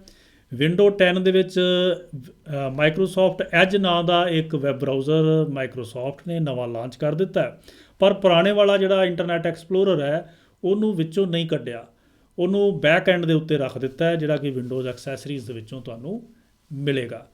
ਤੀਜਾ ਪਾਰਟ ਹੈ ਜੀ ਸਾਡੇ ਕੋਲ ਮੈਥ ਇਨਪੁਟ ਪੈਨਲ। ਆਪਣੇ ਆਪ ਇਸਤੇਮਾਲ ਕਰ ਲੈਣਾ ਹੈ। ਕੋਈ ਵਿਦਿਆਰਥੀ ਮੈਥ ਦਾ ਕੋਈ ਨੋਟਸ ਟਾਈਪ ਕਰਨਾ ਚਾਹੁੰਦਾ ਹੈ, ਕੋਈ ਕੁਐਸਚਨ ਪੇਪਰ ਕਈ ਵਾਰੀ ਟੀਚਰ ਨੇ ਬਣਾਉਣਾ ਹੁੰਦਾ ਹੈ ਅਤੇ ਮੈਥ ਦੀਆਂ, ਕੈਮਿਸਟਰੀ ਦੀਆਂ, ਫਿਜ਼ਿਕਸ ਦੀਆਂ ਇਕੁਏਸ਼ਨ ਸਾਡੇ ਕੋਲ ਟਾਈਪ ਨਹੀਂ ਹੁੰਦੀਆਂ, ਉਹ ਸਾਰੀ ਵਿਵਸਥਾ ਮੈਥ ਇਨਪੁਟ ਪੈਨਲ ਦੇ ਵਿੱਚ ਦਿੱਤੀ ਹੋਈ ਹੈ। ਇਹਨੂੰ ਕਲਿੱਕ ਕਰੋਗੇ ਤਾਂ ਇਸ ਮੈਥ ਪੈਨਲ ਦੇ ਰਾਹੀਂ ਤੁਸੀਂ MS ਵਰਡ ਦੇ ਵਿੱਚ ਸਿੱਧਾ ਹੀ ਜਿਹੜੇ ਬਟੇ ਨੇ ਜਾਂ ਹੋਰ ਬ੍ਰੈਕਟਾਂ ਨੇ ਜਾਂ ਜਿੰਨੀਆਂ ਵੀ ਇਕੁਏਸ਼ਨਸ ਨੇ, ਸਿੰਬਲਸ ਨੇ ਮੈਥ ਦੇ, ਉਹ ਸਾਰੇ ਤੁਸੀਂ ਪਾ ਸਕਦੇ ਹੋ। ਥਰਡ ਹੈ ਸਾਡੇ ਕੋਲ ਨੋਟਪੈਡ। ਨੋਟਪੈਡ ਦਾ ਇਸਤੇਮਾਲ ਕਈ ਕੰਮਾਂ ਲਈ ਕੀਤਾ ਜਾ ਸਕਦਾ ਹੈ, ਜਿਵੇਂ ਕਿ ਤੁਸੀਂ ਕੋਈ ਵੀ ਜਿਹੜਾ ਹੈ HTML ਦੀ ਪ੍ਰੋਗਰਾਮਿੰਗ ਕਰਨੀ ਹੈ, ਯਾਨੀ ਕਿ ਵੈਬ ਡਿਵੈਲਪਮੈਂਟ ਦੇ ਲਈ ਕੋਈ HTML ਦਾ ਟੈਗ ਲਿਖਣਾ ਹੈ, ਪ੍ਰੋਗਰਾਮ ਬਣਾਉਣਾ ਹੈ, ਤਾਂ ਉਹ ਅਸੀਂ ਨੋਟਪੈਡ ਦੇ ਵਿੱਚ ਲਿਖਦੇ ਹੁੰਦੇ ਆ।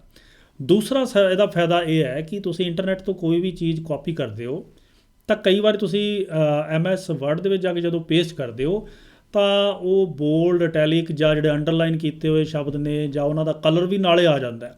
ਉਹ ਸਾਰੀ ਚੀਜ਼ ਜਿਹੜੀ ਹੈ ਨਾਲੇ ਆ ਜਾਂਦੀ ਹੈ, ਉਸ ਨੂੰ ਅਸੀਂ ਕਹਿੰਦੇ ਹਾਂ ਕਿ ਉਹਦਾ ਫਾਰਮੈਟ ਨਾਲ ਆ ਗਿਆ। ਉਸ ਫਾਰਮੈਟ ਨੂੰ ਚੇਂਜ ਕਰਨਾ ਜਿਹੜਾ ਨਾਲ ਆ ਗਿਆ, ਉਹਦੇ ਲਈ ਤੁਸੀਂ ਉਸ ਮੈਟਰ ਨੂੰ ਚੱਕ ਕੇ ਪਹਿਲਾਂ ਨੋਟਪੈਡ 'ਚ ਪੇਸਟ ਕਰ ਦਿਓ, ਫਿਰ ਉੱਥੋਂ ਕਾਪੀ ਕਰਕੇ ਵਰਡ ਵਿੱਚ ਲੈ ਜਾਓਗੇ ਤਾਂ ਨੋਟਪੈਡ ਦੇ ਰਾਹੀਂ ਉਹਦਾ ਫਾਰਮੈਟ ਜਿਹੜਾ ਪਲੇਨ ਬਣ ਜਾਂਦਾ, ਸਭ ਕੁਝ ਖਤਮ ਹੋ ਜਾਂਦਾ।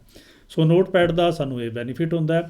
ਅੱਗੇ ਹੈ ਸਾਡੇ ਕੋਲ ਪੇਂਟ ਦੀ ਵਰਤੋਂ, ਜਾਂ ਪੇਂਟ ਬਾਰੇ ਤਾਂ ਅਸੀਂ ਸਾਰੇ ਜਾਣਦੇ ਹਾਂ ਕਿ ਜਿਹਦੀ ਵਰਤੋਂ ਅਸੀਂ ਕੰਪਿਊਟਰ ਸ਼ੁਰੂਆਤ ਦੇ ਵਿੱਚ ਕਰਦੇ ਹਾਂ। ਮਾਊਸ ਦੀ ਪ੍ਰੈਕਟਿਸ ਵੀ ਆਮ ਤੌਰ 'ਤੇ ਪੇਂਟ ਦੇ ਵਿੱਚ ਕਰਾਈ ਜਾਂਦੀ ਹੈ, ਔਰ ਪੇਂਟ ਦੇ ਵਿੱਚ ਅਸੀਂ ਡਰਾਇੰਗ ਜਾਂ ਡਰਾ ਕਰਨ ਦੇ ਲਈ ਵੀ ਇਹਦੀ ਵਰਤੋਂ ਕਰ ਸਕਦੇ ਹਾਂ। ਕੁਇਕ ਐਸਟ ਨੂੰ ਛੱਡ ਸਕਦੇ ਹਾਂ, ਰਿਮੋਟ ਡੈਸਕਟਾਪ ਕਨੈਕਸ਼ਨ ਦੀ ਸਾਨੂੰ ਲੋੜ ਨਹੀਂ। ਸਨਿਪਿੰਗ ਟੂਲ ਹੈ ਅੱਗੇ ਸਾਡੇ ਕੋਲ, ਸਨਿਪਿੰਗ ਟੂਲ। ਤੁਸੀਂ ਜੇ ਆਪਣੇ ਕੰਪਿਊਟਰ ਦੀ ਸਕਰੀਨ ਦੇ ਉੱਤੇ ਜਿਹੜਾ ਕੁਝ ਨਜ਼ਰ ਆ ਰਿਹਾ ਉਹਦੀ ਫੋਟੋ ਖਿੱਚਣੀ ਹੋਵੇ, ਯਾਨੀ ਕਿ ਸਕਰੀਨ ਸ਼ਾਟ ਲੈਣਾ ਹੋਵੇ, ਤਾਂ ਸਨਿਪਿੰਗ ਟੂਲ ਸਾਡੇ ਕੰਮ ਦਾ ਹੈ। ਫਿਲਹਾਲ ਕਰਨਾ ਤੁਸੀਂ ਕੀ ਹੁੰਦਾ ਹੈ, ਸਨਿਪਿੰਗ ਟੂਲ ਦੇ ਉੱਤੇ ਕਲਿੱਕ ਕਰਨਾ ਹੁੰਦਾ। ਕਲਿੱਕ ਕਰਨ ਤੋਂ ਬਾਅਦ ਇੱਕ ਛੋਟਾ ਜਿਹਾ ਬਾਕਸ ਤੁਹਾਡੇ ਕੋਲ ਇੱਥੇ ਖੁੱਲ੍ਹ ਜਾਏਗਾ, ਠੀਕ ਹੈ ਜੀ। ਇਸ ਬਾਕਸ ਦੇ ਉੱਤੇ ਜਾ ਕੇ ਨਿਊ ਦੇ ਉੱਤੇ ਕਲਿੱਕ ਕਰਨਾ ਔਰ ਇੱਕ ਜਮਾ ਦਾ ਨਿਸ਼ਾਨ, ਤੁਹਾਡਾ ਕਰਸਰ ਜਮਾ ਦੇ ਨਿਸ਼ਾਨ ਦੇ ਵਿੱਚ ਬਦਲ ਜਾਏਗਾ। ਸਕਰੀਨ ਦੇ ਉੱਤੇ ਜਾ ਕੇ ਜਿਹੜੀ ਵੀ ਥਾਂ ਦੀ ਤੁਸੀਂ ਫੋਟੋ ਖਿੱਚਣਾ ਚਾਹੁੰਦੇ ਹੋ ਉਸ ਥਾਂ ਦੇ ਉੱਤੇ ਤੁਸੀਂ ਜਾ ਕੇ ਜਿਹੜਾ ਹੈ ਉਸ ਕਰਸਰ ਨੂੰ ਘੁਮਾ ਕੇ ਦਾਇਰਾ ਬਣਾ ਲਓ। ਮੰਨ ਲਓ ਇਸੇ ਹੀ ਸਕਰੀਨ ਦਾ ਮੈਂ ਜਿਹੜਾ ਇਹ ਵਾਲਾ ਹਿੱਸਾ ਹੈ, ਇੰਨਾ ਕੁ ਗ੍ਰੀਨ ਹਿੱਸਾ, ਇਹਦੀ ਫੋਟੋ ਖਿੱਚਣੀ ਹੈ, ਇੰਨੇ ਕੁ ਨੂੰ ਸਿਲੈਕਟ ਕੀਤਾ ਔਰ ਇਹ ਉਹਦੀ ਫੋਟੋ ਬਣ ਗਈ। ਇਹਨੂੰ ਅਸੀਂ ਸੇਵ ਵੀ ਕਰ ਸਕਦੇ ਹਾਂ, ਇਹਨੂੰ ਅਸੀਂ ਕਾਪੀ ਵੀ ਕਰ ਸਕਦੇ ਹਾਂ। ਦੇਖੋ ਕਾਪੀ ਕਰਕੇ ਜੇ ਪੇਸਟ ਕਰਨਾ ਵਰਡ ਵਿੱਚ ਤਾਂ ਵੀ ਕਰ ਸਕਦੇ ਹਾਂ, ਇਹਨੂੰ ਸੇਵ ਕਰਨਾ ਹੈ ਤਾਂ ਫਾਈਲ ਦਾ ਨਾਮ ਹੀ ਦੇ ਸਕਦੇ ਹਾਂ। ਫਿਲਹਾਲ ਤੁਸੀਂ ਇਹਨੂੰ ਡਾਇਰੈਕਟ ਵੀ ਖੋਲ੍ਹ ਸਕਦੇ ਹੋ। ਵਿੰਡੋ ਬਟਨ ਦੇ ਉੱਤੇ ਕਲਿੱਕ ਕੀਤਾ, ਟਾਈਪ ਕੀਤਾ ਸਨਿਪ, ਤਾਂ ਉਤਲੇ ਪਾਸੇ ਸਾਡੇ ਕੋਲ ਸਨਿਪਿੰਗ ਟੂਲ ਆ ਗਿਆ। ਸੋ ਸਨਿਪਿੰਗ ਟੂਲ ਦੀ ਵਰਤੋਂ ਬਹੁਤ ਹੀ, ਮੈਂ ਤਾਂ ਬਹੁਤ ਵੱਡੇ ਪੱਧਰ 'ਤੇ ਕਰਦਾ। ਤੁਸੀਂ ਵੀ ਜੇ ਇਹਦੀ ਵਰਤੋਂ ਨਹੀਂ ਜਿਹੜਾ ਹੈ ਕਰਦੇ ਅਤੇ ਲੋੜ ਤੁਹਾਨੂੰ ਪੈਂਦੀ ਹੈ ਤਾਂ ਸਨਿਪਿੰਗ ਟੂਲ ਦੀ ਵਰਤੋਂ ਕਰ ਸਕਦੇ ਹੋ। ਫਿਲਹਾਲ ਅੱਗੇ ਆਪਾਂ ਵਿੰਡੋਜ਼ ਐਕਸੈਸਰੀਜ਼ ਇੱਕ ਦੋ ਜਿਹੜੀਆਂ ਹੋਰ ਰਹਿੰਦੀਆਂ ਨੇ ਉਹਨਾਂ ਬਾਰੇ ਤੁਹਾਨੂੰ ਸੰਖੇਪ ਦੇ ਵਿੱਚ ਮੈਂ ਜਾਣਕਾਰੀ ਦੇ ਦਿਆਂ। ਅੱਗੇ ਸਾਡੇ ਕੋਲ ਵਿੰਡੋਜ਼ ਐਕਸੈਸਰੀ ਜਿਹੜੀ ਹੈ, ਜਿਹੜੀ ਕਿ ਕੰਪਿਊਟਰ ਵਰਤੋਂ ਕਰਨ ਲਈ ਜ਼ਰੂਰੀ ਹੈ, ਇਹ ਸਾਡੇ ਕੋਲ ਹੁੰਦਾ ਜੀ ਸਟੈਪ ਰਿਕਾਰਡਰ। ਇਹਦੀ ਵੀਡੀਓ ਬਣਾ ਕੇ ਮੈਂ ਇੰਟਰਨੈਟ ਦੇ ਉੱਤੇ ਪਾਈ ਹੋਈ ਹੈ। ਸਟੈਪ ਰਿਕਾਰਡਰ ਕੀ ਕਰਦਾ ਹੈ, ਮੰਨ ਲਵੋ ਕਿਸੇ ਨੂੰ ਕੰਪਿਊਟਰ ਦੇ ਕੁਝ ਸਟੈਪ ਤੁਸੀਂ ਸਮਝਾਉਣੇ ਨੇ ਤਾਂ ਤੁਸੀਂ ਬੋਲ ਕੇ ਜਾਂ ਟਾਈਪ ਕਰਕੇ ਨਹੀਂ ਸਮਝਾ ਸਕਦੇ, ਤਾਂ ਤੁਸੀਂ ਸਟੈਪ ਰਿਕਾਰਡਰ ਦੀ ਵਰਤੋਂ ਕਰ ਸਕਦੇ ਹੋ। ਸਟੈਪ ਰਿਕਾਰਡਰ ਕੀ ਕਰਦਾ ਹੈ ਕਿ ਜਿਵੇਂ ਜਿਵੇਂ ਤੁਸੀਂ ਸਟੈਪ ਬਾਏ ਸਟੈਪ ਸਮਝਾਉਂਦੇ ਜਾਂਦੇ ਹੋ, ਜਿਵੇਂ ਜਿਵੇਂ ਸਕਰੀਨ ਨਵੀਂ ਲੈਂਦੇ ਜਾਂਦੇ ਹੋ, ਉਹਦੀਆਂ ਫੋਟੋਆਂ ਵੀ ਖਿੱਚਦਾ ਜਾਂਦਾ ਹੈ ਔਰ ਉਹਦੇ ਬਾਰੇ ਨਾਲ ਨਾਲ ਟਾਈਪ ਵੀ ਕਰਦਾ ਜਾਂਦਾ ਹੈ। ਤਾਂ ਸਟੈਪ ਰਿਕਾਰਡਰ ਜਿਹੜਾ ਹੈ ਉਹ ਸਾਡੇ ਲਈ ਕਾਫੀ ਲਾਹੇਵੰਦ ਹੈ। ਮੈਂ ਦੁਬਾਰਾ ਦੱਸ ਰਿਹਾ ਕਿ ਜਿਵੇਂ ਤੁਸੀਂ ਕਿਸੇ ਨੂੰ ਇਹ ਦੱਸਣਾ ਹੈ ਕਿ ਜਿਹੜਾ ਹੈ Gmail ਦੇ ਵਿੱਚ ਅਕਾਊਂਟ ਕਿਵੇਂ ਬਣਾਉਣਾ ਹੈ, ਤਾਂ ਤੁਸੀਂ ਸਟੈਪ ਰਿਕਾਰਡਰ ਔਨ ਕਰ ਲਓ ਔਰ Gmail ਦੇ ਵਿੱਚ ਆਪ ਅਕਾਊਂਟ ਬਣਾ ਕੇ ਦਿਖਾ ਦਿਓ। ਸਾਰੀ ਚੀਜ਼ ਇਹ ਰਿਕਾਰਡ ਕਰ ਲਏਗਾ, ਅਖੀਰ 'ਤੇ ਇਹਨੂੰ ਸਟਾਪ ਕਰ ਦਿਓ ਔਰ ਇੱਕ ਫਾਈਲ ਬਣ ਜਾਏਗੀ, ਉਹ ਅਗਲੇ ਨੂੰ ਭੇਜ ਦਿਓ, ਉਹ ਉਹਨੂੰ ਪਲੇ ਕਰੂਗਾ। Step recorder step by step ਉਹਨੂੰ ਦੱਸ ਦੇਗਾ ਕਿ ਕਿੱਥੇ ਕਿੱਥੇ ਜਾਣਾ। ਸੋ ਇਹਦੀ ਵਰਤੋਂ ਤੁਸੀਂ ਕਰ ਸਕਦੇ ਹੋ। ਵਿੰਡੋਜ਼ ਫੈਕਸ ਐਂਡ ਸਕੈਨ, ਜੇ ਤੁਸੀਂ ਸਕੈਨਰ ਜਾਂ ਫੈਕਸ ਵਰਤ ਰਹੇ ਹੋ ਕੰਪਿਊਟਰ ਦੇ ਨਾਲ, ਤਾਂ ਉਹਦੀ ਜਿਹੜੀ ਸੈਟਿੰਗਸ ਨੇ ਉਹ ਇੱਥੇ ਜਾ ਕੇ ਤੁਹਾਨੂੰ ਮਿਲਣਗੀਆਂ। ਸਾਡੇ ਕੋਲ ਹੈ ਇੱਕ ਮਿਊਜ਼ਿਕ ਪਲੇਅਰ ਕਮ ਵੀਡੀਓ ਪਲੇਅਰ, ਜਿਹਨੂੰ ਅਸੀਂ ਵਿੰਡੋਜ਼ ਮੀਡੀਆ ਪਲੇਅਰ ਕਹਿੰਦੇ ਹਾਂ। ਤਾਂ ਕੋਈ ਵੀ ਸੌਂਗ ਚਲਾਉਣਾ ਜਾਂ ਵੀਡੀਓ ਚਲਾਉਣੀ ਹੈ ਤਾਂ ਤੁਸੀਂ ਵਿੰਡੋਜ਼ ਮੀਡੀਆ ਪਲੇਅਰ ਦੇ ਵਿੱਚ ਚਲਾ ਸਕਦੇ ਹੋ। ਇਹਨੂੰ ਕਲਿੱਕ ਕਰਕੇ ਉਹਦੀਆਂ ਸੈਟਿੰਗਸ ਵੀ ਇਹਦੇ ਵਿੱਚ ਕਰ ਸਕਦੇ ਹੋ। ਲਾਸਟ ਹੈ ਸਾਡੇ ਕੋਲ ਵਰਡਪੈਡ। ਨੋਟਪੈਡ ਅਤੇ ਵਰਡਪੈਡ ਦੇ ਵਿੱਚ ਫ਼ਰਕ ਇਹ ਹੈ ਕਿ ਨੋਟਪੈਡ ਦੇ ਵਿੱਚ ਤੁਸੀਂ ਕੋਈ ਵੀ ਮੈਟਰ ਟਾਈਪ ਕਰਦੇ ਹੋ, ਜਿਵੇਂ ਨੋਟਪੈਡ ਖੋਲ੍ਹ ਲਈ ਮੈਂ, ਇਹਦੇ ਵਿੱਚ ਜਿਹੜਾ ਨੋਟਪੈਡ ਹੈ ਇਹਦੇ ਵਿੱਚ ਮੈਂ ਫੌਂਟ ਇੱਕ ਹੀ ਵਰਤ ਸਕਦਾ, ਇੱਕ ਤੋਂ ਵੱਧ ਫੌਂਟ ਨਹੀਂ ਵਰਤ ਸਕਦਾ। ਔਰ ਇਹਦੇ ਵਿੱਚ ਕੋਈ ਬੋਲਡ, ਇਟੈਲਿਕ, ਅੰਡਰਲਾਈਨ ਨਹੀਂ ਕਰ ਸਕਦਾ ਕਿ ਇੰਨੀ ਕੁ ਚੀਜ਼ ਨੂੰ ਮੈਂ ਬੋਲਡ ਕਰ ਦੇਵਾਂ, ਬਾਕੀ ਨੂੰ ਅੰਡਰਲਾਈਨ ਕਰ ਦੇਵਾਂ। ਪਲੇਨ ਟੈਕਸਟ ਹੀ ਲਿਖ ਸਕਦਾ।